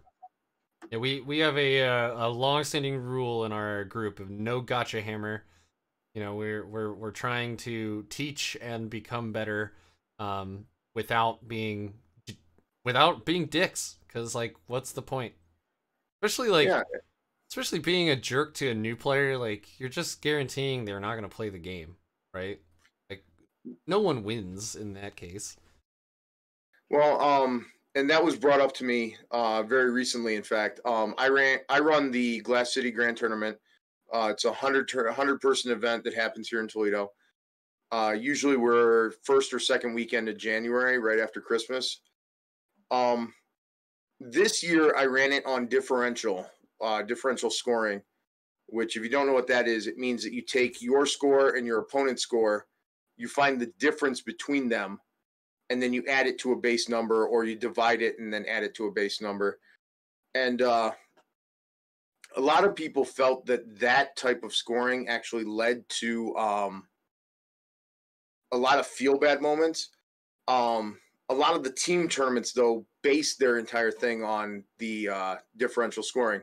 The American Team Championships do. The European Team Championships do. That's all based on differential scoring. Yeah. So I thought I'd try it for my event, and a lot of people, like one guy scored like a 93, but his opponent scored a 77. So the differential was really small, and he didn't think it was a fun game to prevent his opponent from doing his objectives and preventing him from scoring points. So, you know, lesson learned. Next year there won't be differential scoring for my event, but it was worth the try, and we got the feedback, and yeah, you're right. If you're not playing to have fun, you're doing it wrong. Interesting. I never thought about doing differential scoring. I mean, obviously I'm playing by the core rulebook and the GT pack, but like, you know, I always, whenever we're sitting around the table and somebody is stuck, and sometimes it's me, you know, I'm always thinking like, okay, what do I need to do? Where do I need to be? And then I always fall back on play the mission, right? Play the mission, play the secondaries. It doesn't matter, like, you know, I think Brad actually said, I subscribe to Art of War, and I think he said might have been him. It was one of those guys. But he said, you know, put your models out on an empty tape, like, you know, throw up terrain, but with no competition. Put them out there and see how far you can move in a turn. See where you can be. Like, learn how your army plays and can, you know, even if there's nobody playing against you, because at the end of the day, primarily, you're going to go into a game with a game plan. You're going to want to do that game plan, and your enemy is going to be in the way. So you still know, like, I need to get on those two objectives in the middle. How am I going to do that? Okay, he has units on there already. How do I kill them and then take it? Or can I like charge in there, grab it, kill them, and then take it? You know, or you're like us, and you can have 15 OBSEC Vanguard vets, and then you're like, can I have more on the objective than they do? You know. And I thought that was really novel. And differential scoring is almost like, now not only do you have to, you know, worry, if you will, think about your game plan. Now you have to think about, how do you stop the enemy? Like, because usually you're like, I want to stop you from getting primary. At least on my meta level, I'm always thinking about, how can I knock you off of like primary. But I notice really good players in like in bat reps are like, I'm gonna put a rhino here to block this off, so you can't come get engage. I know you have engage, right? And I'm never thinking that far about my opponents. I'm always thinking about, what am I going to do? And then if my opponent's in the way, I try to kill them. Yeah. So it's interesting that differential scoring kind of like makes you almost have to think in that higher meta space, if you will, where like, not only do I have to do well, but if we both score 80 points and never shoot, we're at a 0. None of us have won this game, right? Like, exactly. There is no difference. There's no difference between the score. So now you want to go for big points. So now you have to do as well as you can and make them do as poorly as they can. So I actually think that's kind of an interesting choice. I can see how, like, only walking away with 24 points from a game or whatever feels bad, but really, the context of the tournament, because everybody's being scored that way, why would that feel bad? And again, it's because you basically have to be mean and crush your opponent to get the big scores. I see. But, I mean, you can still play effectively and do well and not be a jerk. And, you know, and even if you're crushing me, I can be like, wow, that was a really good play. Like, I lost the game against Space Marines, the bottom of, like, turn 5, because I didn't move my Terminators. I was playing Grey Knights. Didn't move my Grey Knights up onto the point enough. I could have, because we play with those big discs that are exactly the control area, right? Made by 3D6 Wargaming. Yeah, actually, that is where I bought mine too. But so we knew exactly where it was and where to be, and I could have moved forward more, and I didn't. And then he was able to tow in one more intercessor, and that won him the game. And I was like, I can't be mad. That was smart. I didn't think that through. You did. Like, you win the game. And he only won by like 2 points, but like, that's a win, right? So anyway, I don't know.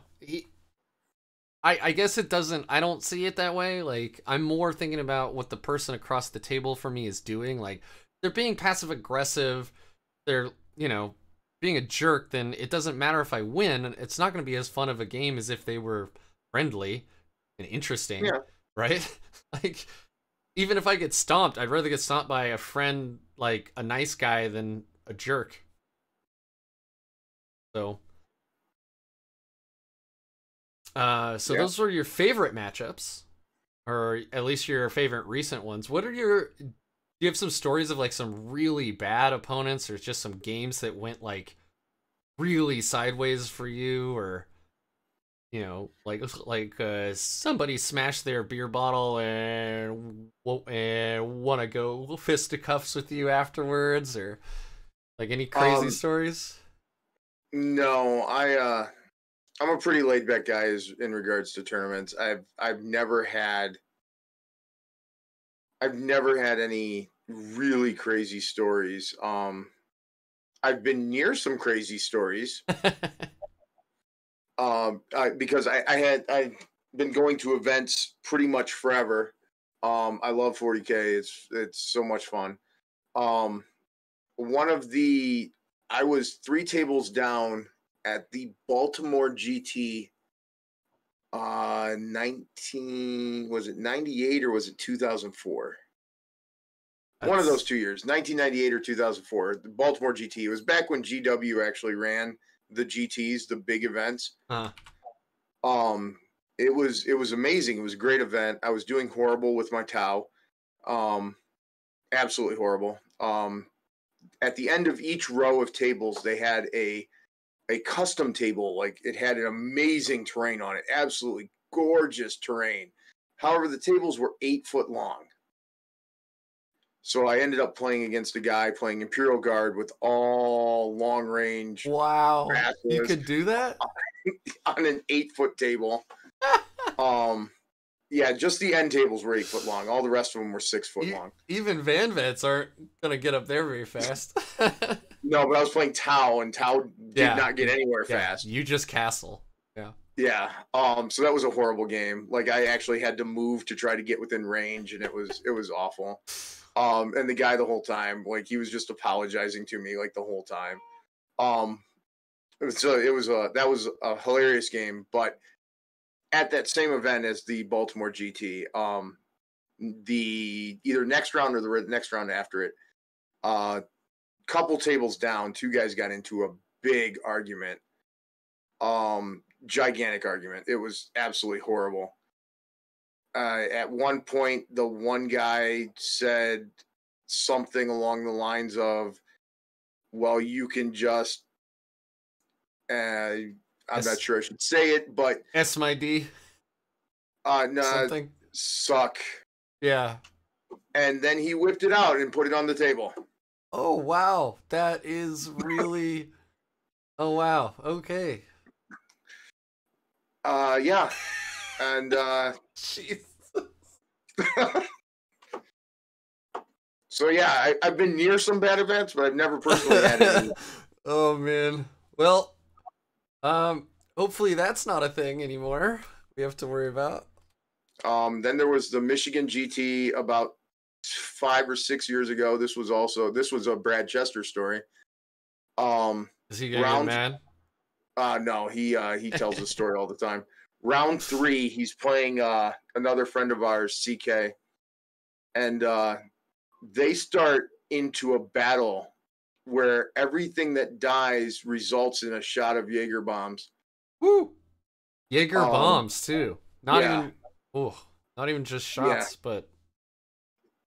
And then about halfway through the round, they started buying Jaeger bombs for every table within shouting distance. Fantastic. I was like 2 tables down, and they bought me like 4 of them. Fantastic. And about halfway, 3/4 of the way through the round, Brad walked off, never to be seen again. He didn't show up the next day. Nothing. Oh wow. I think they spilled 4 Jaeger bombs on the fat mat. Brad ended up having to buy that. CK didn't show up for the next round the next day either. Like, basically, they're just gone. Yeah. That was a good year. It was funny. They were nursing some serious hangovers. Yeah. I mean, Jaeger and the Red Bull, I mean. It's dangerous. Yeah. So dangerous. Especially, apparently, a dozen or so. Oh, no. They were bringing out trays. Right, but I mean, they were buying it for everyone else too. It's not them doing the trays worth of Jaeger bombs. Not initially. It was them. Not initially. Oh wow. Yeah, my early 20s, I definitely punished my liver. That's for sure. But I think everyone did. I I don't think know. everyone who had it early 20s. I don't. Yeah, I don't know that I've ever done a dozen or more Jaeger bombs. I've done quite a few in a row, but never that many. This Uh-oh. sword right here. Yeah. This sword right here, I won at Buckeye Battles. I won the event. So round 2, I was playing next to a guy who brought a 5th of Crown Royale, and he just kept on yelling at everyone, shot a crown, and handing them out. And then I ended up playing CK round 3, again, buddy of ours from the area. Uh-huh. And he's like, I'm going to get you drunk today. And we started going back and forth with tequila. I passed out, and they zeroed me on round 3. I ended up coming back the next day and going 4-1, having the highest battle points and winning the event. Even with a 0, huh? Even with a 0. Nice. Fantastic. Those are the days of not knowing everyone's list, or? Yeah, that was back when they didn't post all the lists and stuff. I was running Tau with too many broadsides. I mean, if you liked it, and it clearly won, so was it too many? Yeah. Or was it just enough? In my opinion, it was too many. Because nobody had a good time playing the list because of all the smart missiles and high yield missiles. It was just, if you were out in the open, I removed your models. The guys and I were, so we filmed a bat rep. It's up on our channel. It's a really silly 2v2. We filmed another one, but the top down camera was really low quality, and so I just kind of shelved that one. We're actually filming another one tomorrow, but one of the ideas we keep throwing around is definitely some drunk hammer. So like, there used to be an event at Adepticon for Beer Hammer. It's still there. It's the friendlies. The round 2 or round 3, they'll do a on your turn. If you finish a drink, you're allowed to put the can on the table. oh, so you have to hold it until then?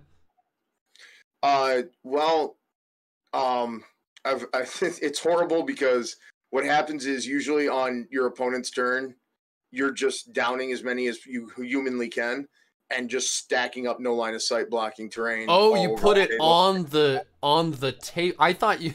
Okay. Yeah, on the table. Oh, I'm tracking out. Right, so you can be like, ha ha ha. That's kind of funny, actually, because like we were just thinking about making it a drinking game. We're like, you know, if you lose a unit, do a shot. If you use a CP, I started to call them sips in our group, which made us think about drunk hammer. So every time you use a CP or a sips, you do a sip of whatever.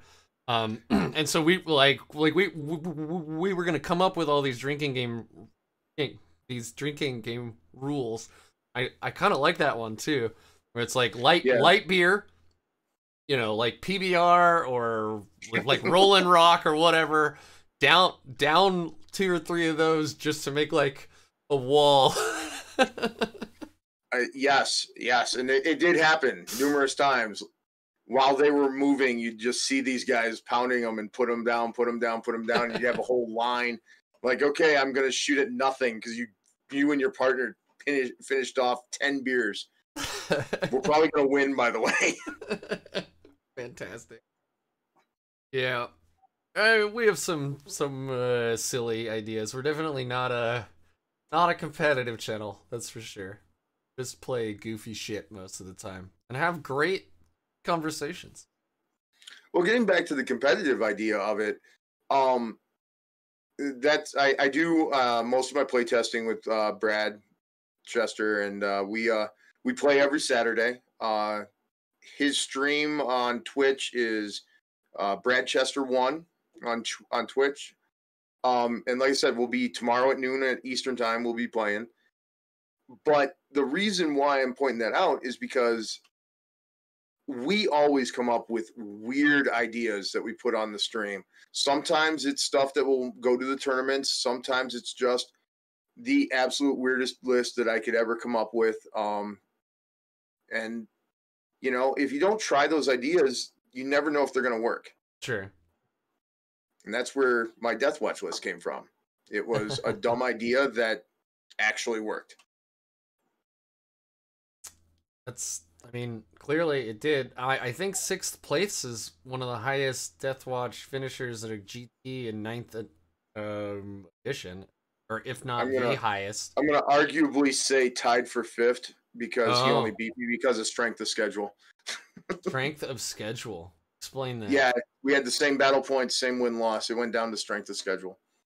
So I'll argue for strength of 5th, or tied for 5th. I still don't understand what strength of so like he started before you or he finished before you? He played people that placed higher. Oh, I see. I see. So wow, that's how they figure out a tie is they. Yeah, we had the same win-loss. We had the same battle points. I had a player that dropped. So my strength of schedule was automatically lower. See. And so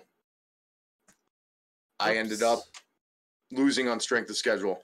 The guy who dropped was actually ahead of us, both of us, both me and the guy who did place 5th, going into round 5. But he dropped in round 4 because he recognized that he really had no chance to place. So he just wanted to get started on his. He said he had like a 3 or 4 hour drive home. You can't really blame him for dropping, but it did kind of destroy my schedule, my strength of schedule. Sorry, man. But you're the 3rd ranked ITC Deathwatch player now, huh? With one event. Yeah. I mean, hey. Which means if I get 3 more, I can probably be the top. So you'll beat Lou.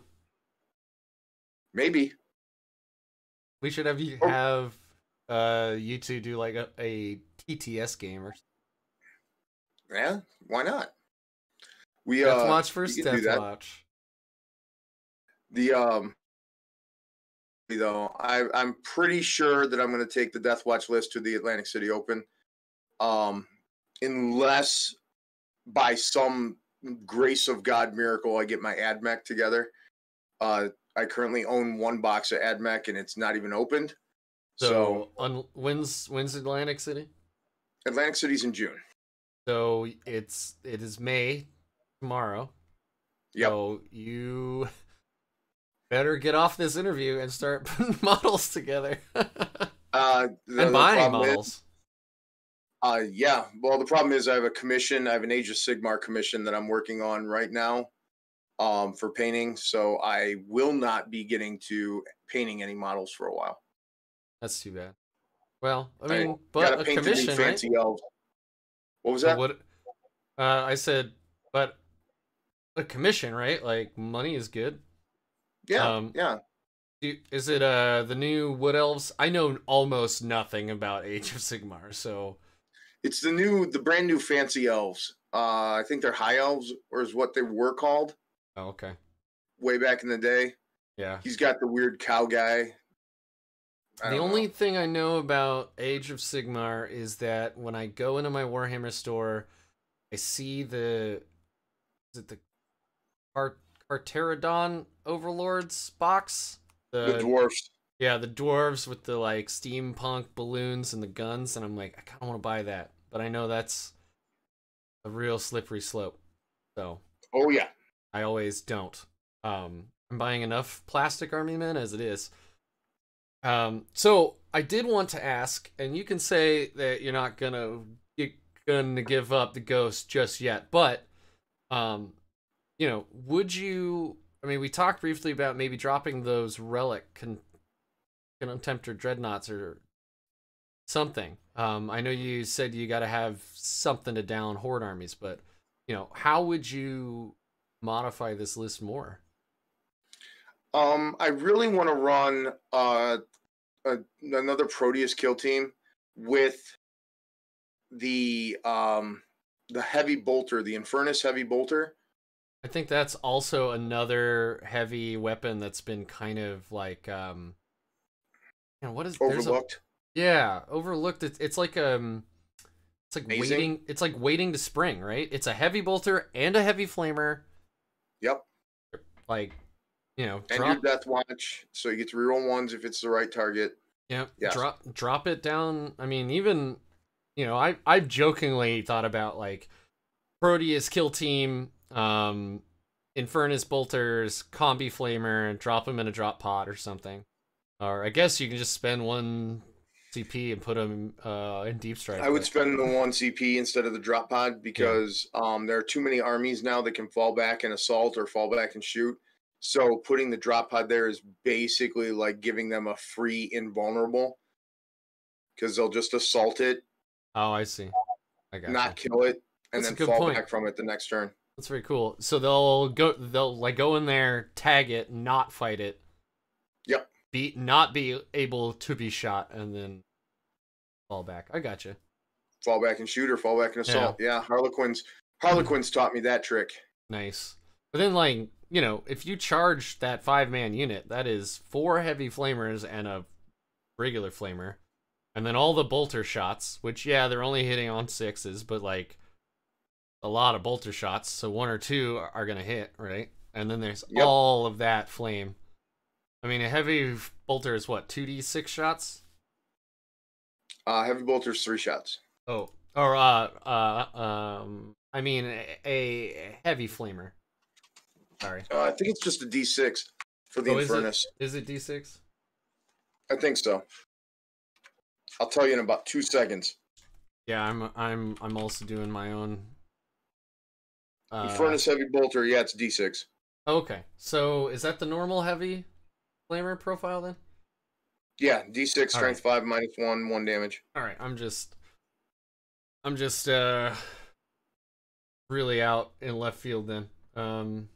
Anyway, it's still a lot of shots. That's 46 total heavy flamer shots, and then was it D3 from the combi bolter or something? 3 from the heavy bolter. Yeah, and then there's the combi flamer too. Yep. Yeah. Anyway, I've always thought that was fun. It's really too bad that the frag cannon. I mean, I guess in 8th it was super good. I don't even know. I don't even know what made it good. Like, I actually don't know. I just hear like people lamenting that it's not like it was in 8th. Before, in 8th and previous editions, the frag cannon had 2 profiles. The first profile was 24 inches, strength 7, -2, 2 damage. 1 shot? If you were, was it rapid fire? No, assault 2. Okay. Assault 2. Strength 7, -2, 2 damage. If you were within 12, however, it became strength 9, -3, 3 damage. Okay. Still assault 2. And then the because it was old school flamers, it was only 8 inches, but the frag cannons were 2d6, strength 6, minus, I want to say -2, 1 damage for flamer profile. So they had 3 profiles they shot at, and they were amazing. Now they're garbage. So now the shotgun has, or maybe it always did, but the shotgun has 3 profiles as well. Yeah, the shotgun's always had a lot of profiles. Yeah. It's got effectively the flamer, and then it's got the short range, higher damage, less strength, and then the medium range, more strength, less damage. So it's strength 5, 1 damage. On the other one, it's strength 4. Yep. Yeah, I want I think it'd be fun to try to get those to work too, but the flamer profile is only 8 inches. I mean, it's D6 shots, so that's probably because they don't want you to drop down out of deep strike with effectively, 4d6 shots of a cheap flamer. Well, the Deathwatch moving from the older editions to the new edition, they also lost their snipers. They used to have sniper rounds. Yeah, I read those in the novels actually about their like crazy acid sniper. Yeah, but those are gone. But yeah, I think I think if I was to remove something, I would try to get the I think I'd try to get the Infernus Heavy Bolters in there. They're so good. Yeah. But I'm not sure I can get it in there. 36-inch range, heavy 3, strength 5, -1, 2 damage from the heavy bolter. And that heavy flamer. And not only that, that would give me the opportunity to bring another squad of Vanguard vets. That's your real reasoning. I see now. Well, you could always well, but then it's okay. Let's talk this out. Here's a crazy idea. Drop the relic contemptors, throw in your Proteus, and then how many points do you have left? Like 60, right? So not enough for anything. Not really enough for anything. Nope, not really enough for anything at all. I was really hoping I could somehow like cram a Redemptor in. Or an Apothecary. The blast plasma. No, you made a pretty good case for why you don't think the Apothecary is gonna work. It's just too bad, like the Tech Marines in HQ, right? Yeah. Because well, again, the army moves too fast. Right. If the army didn't move that fast, it would be amazing. I guess if your Watchmaster is always sitting back and watching the Contemptors anyway, could drop him for a. Well, but then you still have the Contemptors, so never mind. Yeah, you don't. I mean, you're 2,000 points on the nose. You, like we said earlier, you don't have a lot of fat to trim off of that pork chop. So, it's a pretty lean build as it is. Yeah, I don't have a lot of extras in it anyway. Well, so special issue ammunition. I will bring this up. This just popped into my skull. Deathwatch, like Facebook groups, Reddit groups, even our Discord can kind of poo-poo special issue ammunition, and that it didn't come across for Primaris, and that they nerfed the whatever the round was that would always wound infantry or non-vehicles on 2s, whichever round that was in 8th. Hellfire. Is that the old Hellfire one? And now the Hellfire ignores cover, right? No, Hellfire's +1 to wound. Oh, that's the +1 to wound. Okay. Which is it? Yep. Dragonfire then? That's the ignores. That ignores cover. Yeah. Okay. Yeah. I never call them by those names anyway. I'm like, I'm gonna use the +1 to wound ammo. Yes. Yeah. Yeah. As does everyone else. Yeah. Or the +1 damage ammo. Yeah. So how do you feel about that? You played Deathwatch for a long time. You've had it in the heyday of, there were no Primaris and special issue ammo was great. And now it's less good, or so says the internet. But earlier, I think you feel the same way I do, where it just adds more flexibility to an already really flexible unit. It's specifically amazing. I really like it too.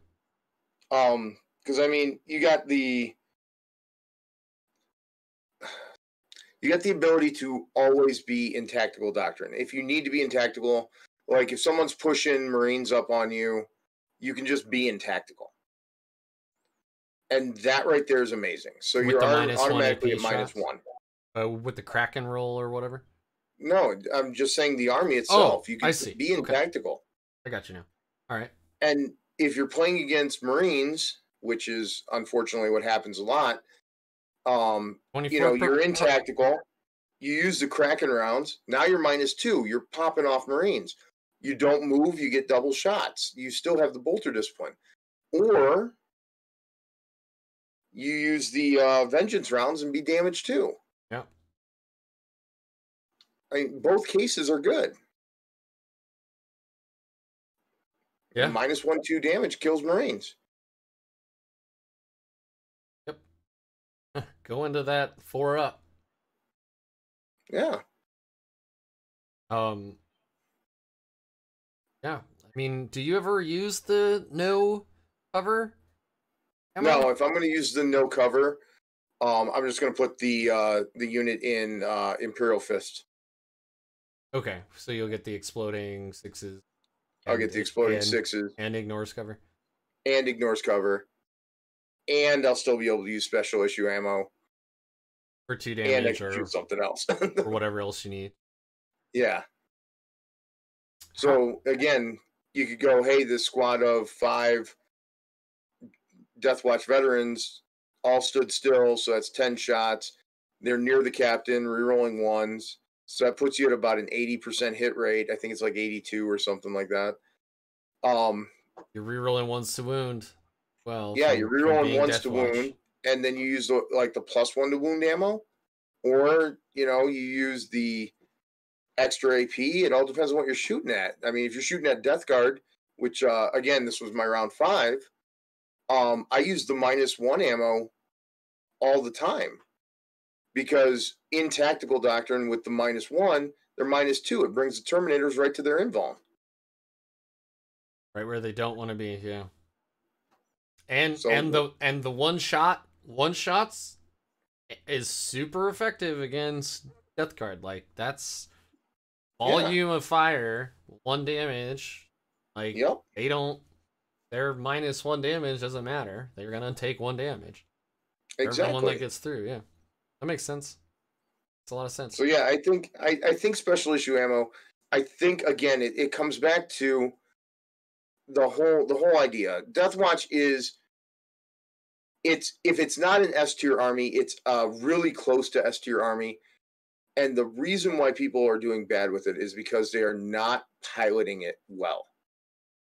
It has nothing to do with the army itself. There are so many tricks out there between the Marine Codex, the strats in there, the Deathwatch Codex, all the tricks in there, the doctrines, the special issue ammo, the kill teams, just being able to steal anyone else's chapter tactic, being able to steal anyone else's warlord trait.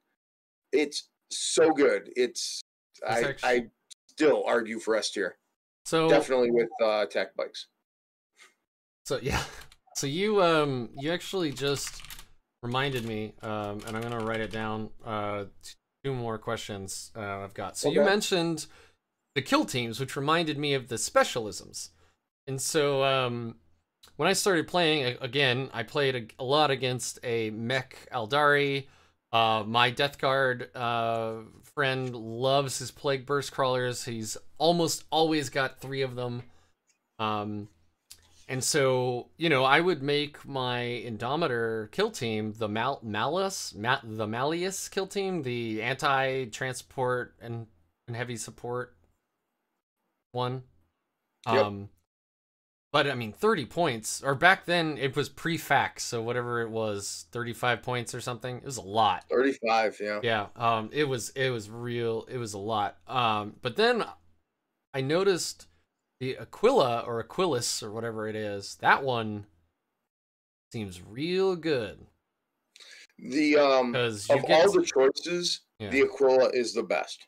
It's the cheapest, and it is again the most flexible, which is what Deathwatch does, right? So exactly. Yeah, so you fight Death Guard on one table, and they've got a lot of Poxwalkers and Terminators, so now your Indomitor kill team can kill the troops from the Aquila and kill the Terminators from your army-wide Xenos Hunter Chapter tactic.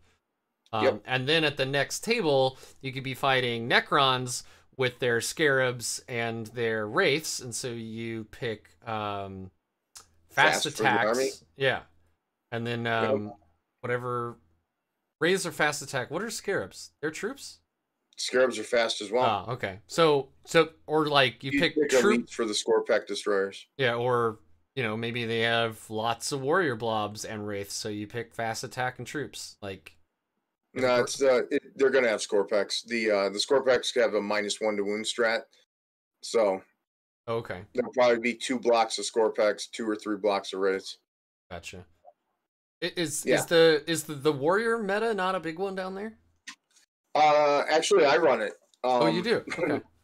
Nice. My Necron list is sitting right across from me. Staring at you. Yeah, I run 40 warriors in my list with I think it's 40 warriors and I want to say 18 scarabs. But yeah, it's That's a lot of I scarabs. focus on I only have one squad of race and I have a whole bunch of Scorpex. A lot of scarabs. Well, like they're all OBSEC. I know. It's like a lot. It's like, oh, so you play that dynasty? Yep. Where everything's OBSEC? Yep. Nice. All right, so specialisms, you wouldn't take any of them except Aquila. 100%. Yeah, I mean, rerolling all wounds is really cool, but you're really doubling up right there. So, like, I guess into, like, knights, it would probably be great to pick the Lord of War one for both. But then you have to have already spent the points on your kill team to already have the Lord of War one, whichever one that I can't remember. Well, and that's just like, let me change my statement just a little bit. If I was playing a one-off and I knew what I was playing and the person wanted me to bring something tailored to beat their list, to try to test it and get it tournament ready, then yes, I would probably tailor it and pick Malleus or Venator or whatever to get exactly what hurts his army. Yeah, but however, but tailoring lists is lame. Well, but it does help you find the issues with your list.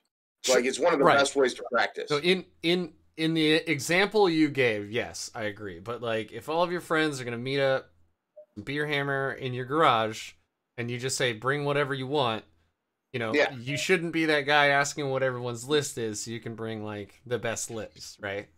Exactly. You should bring whatever you want to bring to have fun. Yeah. But again, when we talk competitive, when we go to that competitive meta, the Aquila is by far and away the best because you get to pick it every single game. Exactly. So it's whatever works that game. Also, 15 points. I find myself with lists where I have like 15 points. I almost never find a list where I have 30 points left over. Yeah. I have problems. Usually I have like 54 points left and I can't buy anything, or I have 0 points left. Well, yeah, I've had that unfortunate situation where I'm in Battle Scribe and I'm like removing power swords off of 2 guys to give something like give some other bonus to some other unit, and then I go and I place that on the table and I forget that those 2 dudes don't have power swords, and I accidentally went to a 2006 point list without even realizing it. Yeah, we had sorry, Reed. We had a buddy of ours go to an event.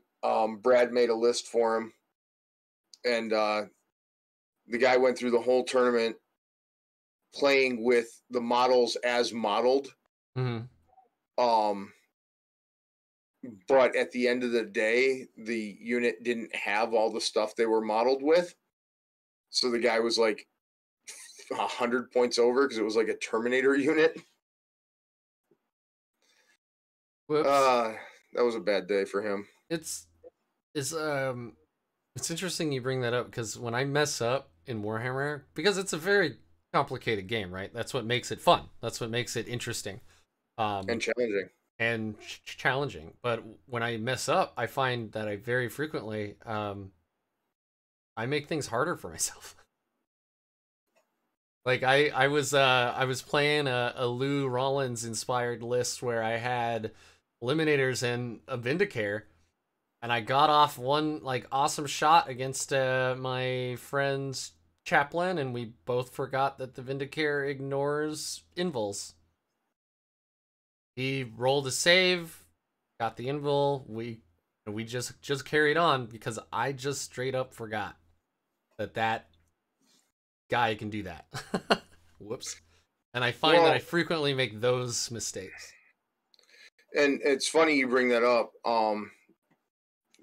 3 years ago at Adepticon, I spent my entire time painting my Tyranid army before Adepticon, and I came to Adepticon with a really nicely painted Tyranid army.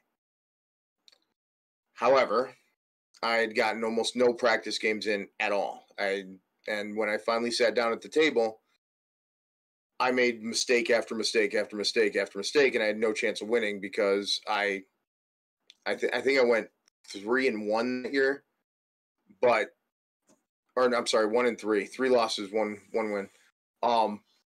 Because I just didn't know the army. I'd never played it. Yeah. I should have just practiced with the army and not worried about painting it. Which is funny I say that because like I said, I love painting, so it's not a good matchup. You got to do one or the other. I buy and build way faster than I paint. Way faster than I paint. And yeah, like I got all those Grey Knights. I got probably 3,400 points of Grey Knights. I've probably got an equal amount of that in Deathwatch now. I'd say maybe 20% of my Deathwatch is painted. 80% of it's primed. And then I just started buying Sisters because I can't stop. Yeah, I have the same problem. I'm not sure I want to. You've been playing longer, so worse. It's so much worse. Does that camera you're on like move? Can we? It can see some of the stuff you have, or is that way too much of a pain in the butt? It's on a short cord. Oh, but we can do it here. So this is the bookshelf and the extra storage space. That's every codex. Yep. Nice. There's also that's got my tub of Eldar, my tub of Tau, and those maybe mantas. I'm not gonna admit to that. Is that a bunch of is that like Diet Cherry Coke or something? Diet Dr. Pepper. Okay. That small yellow bookshelf over there. Let's see if I can get a little closer here. That's got all my knights in it, which there's nope, that's about as close as I can get. Yeah, that's all right. There's some serious vertigo going on, so that one's got all my knights, all my GSC, and the rest of my Tau. That big wooden cabinet next to that has my close to 15,000 points of Marines. Woo! That black case on the floor has my Nids, and that wall back there has my Necrons, my Thousand Suns, and my giant stack of shame that's not even put together. Aw, 4,000. And where's your AdMech? I have one box in my stack of shame.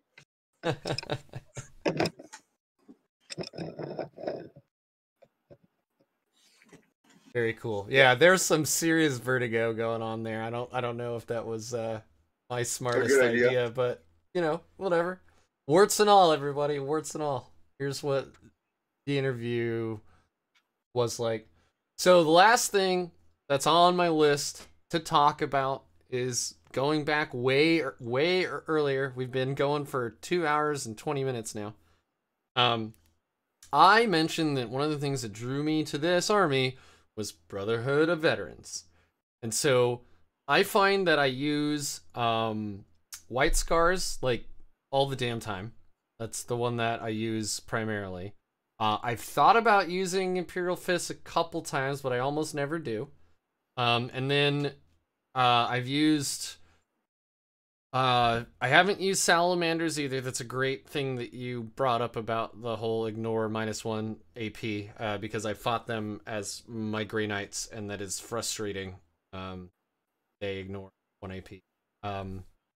So what do you use the most? So you use Salamanders, White Scars, you said Iron Hand, or Imperial Fists, Iron Hands. Are those your 4 that you pretty much always go to?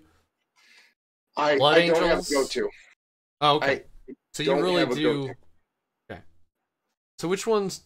So you don't even use one more than the other. You're always thinking about exactly what you need right now.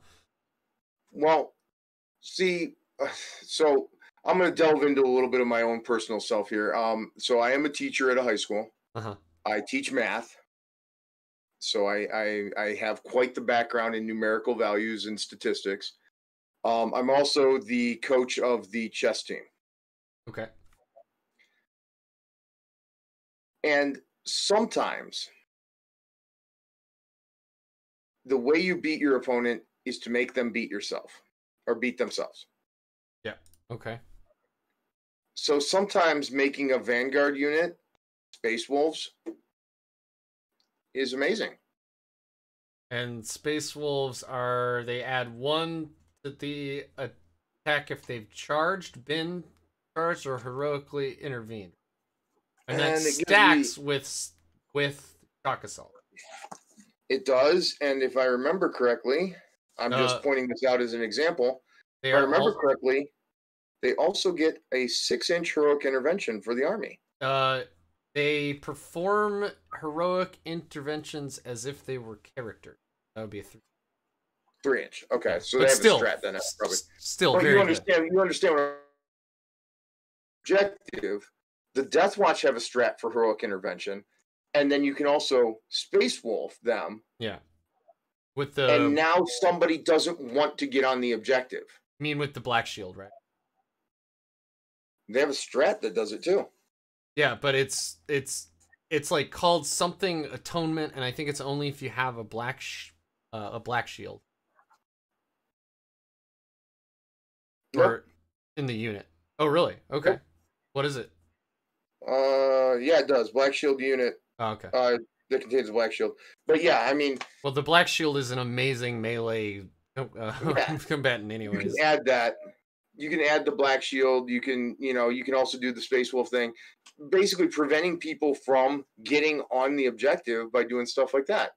Obviously, that's not an example that I've thought through exactly 100% of the time, but it's something you can do. Yeah, White Scars is huge. Imperial Fist is huge. Iron Hands is huge. It just depends on what you need, and right. It's all about that. And if you're thinking ahead and you're like, okay, I'm going to move this Deathwatch veteran squad out, and I'm going to take this objective. He can draw line of sight with a bunch of -1 weapons. I'll make them salamanders this turn, and maybe I'll survive, and that'll win me the game because I'll go up 15-5 instead of 10-10 this round. Right. Which is awesome. And again, that whole choose what you are thing, it really 100%. You have to know what you need. So I put together a little Deathwatch cheat sheet, which I will throw down video description, and this is how I was able to look that up quick. I just messaged you. So that was me. But anyway, one of the things I just realized is I added the Raven Guard one on there. I've never used it, but like each time a ranged attack is made against an infantry unit that is on or within a terrain feature, and that the attacker is more than 12 inches away, they get dense cover. Yeah. Also amazing. So that's amazing too, because now they're harder to hit as well as being in cover in the first place. And then you go back to the whole the Indomitor team with the heavy intercessors. They could be -1 to hit and have the 5-up feel no pain and use the Gravis strat and use transhuman and that and have the 5-up. Yeah, and have the 5-up invul from the Aegis. Dominus Aegis, yeah. I mean, yeah, you could just really stack on. I mean, that's, Transhumans to Brotherhood of Veterans is 2. You're spending a lot of CP. The Gravis strat's only 1, but like, yeah, that is you're not gonna move that unit. No one's moving that unit. Not that turn. Yeah. And things like that, those plays like that, those little things, obviously not all of them work all the time. And not all of them are great all the time. The White Scars one, advance and charge. Yeah, sometimes you need it. Sometimes you don't. Also, you could put that on your Indometer team, and they won't suffer the -1 from advancing and then firing their assault weapon. Also true. So that's another thing that I got. I even made this cheat sheet because as a teacher, you understand that teaching and writing things down helps you remember. And even so, I didn't remember all that, but it is a lot to remember as well. It is a lot to remember. And again, that's why Deathwatch, in order to be a good Deathwatch player, you have to be a good pilot. The list matters a lot less than what you think. Mm-hmm. Yes, you're still going to do bad with a bad list, but if you have even a decent list, but you're a good pilot with Deathwatch, you can win games.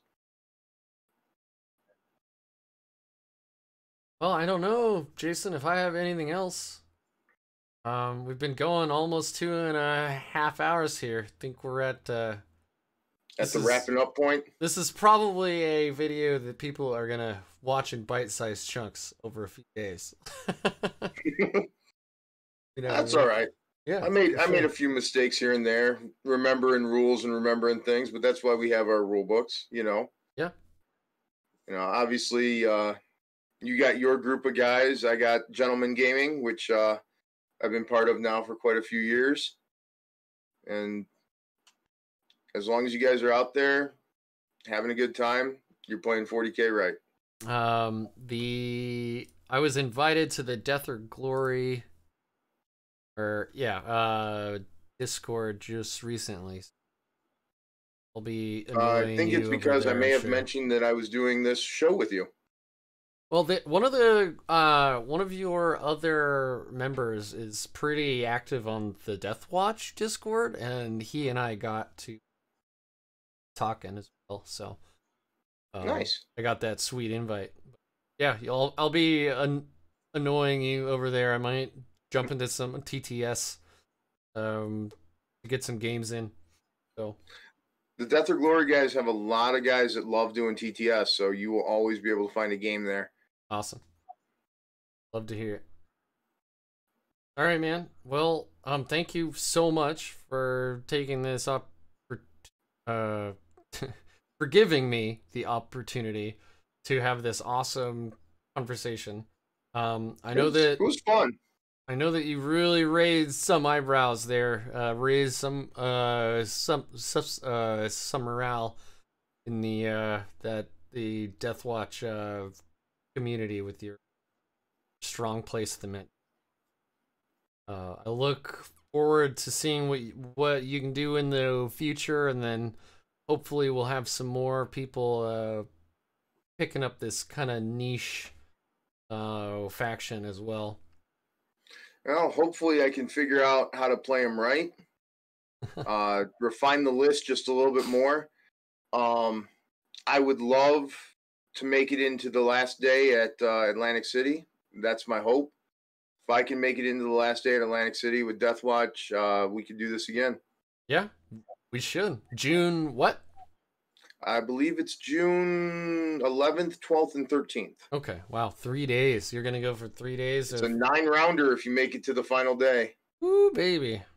Yeah, 11th, 12th, and 13th. I played 3 games in a day once. That was a lot. Can't imagine. I'll ruin you with another story.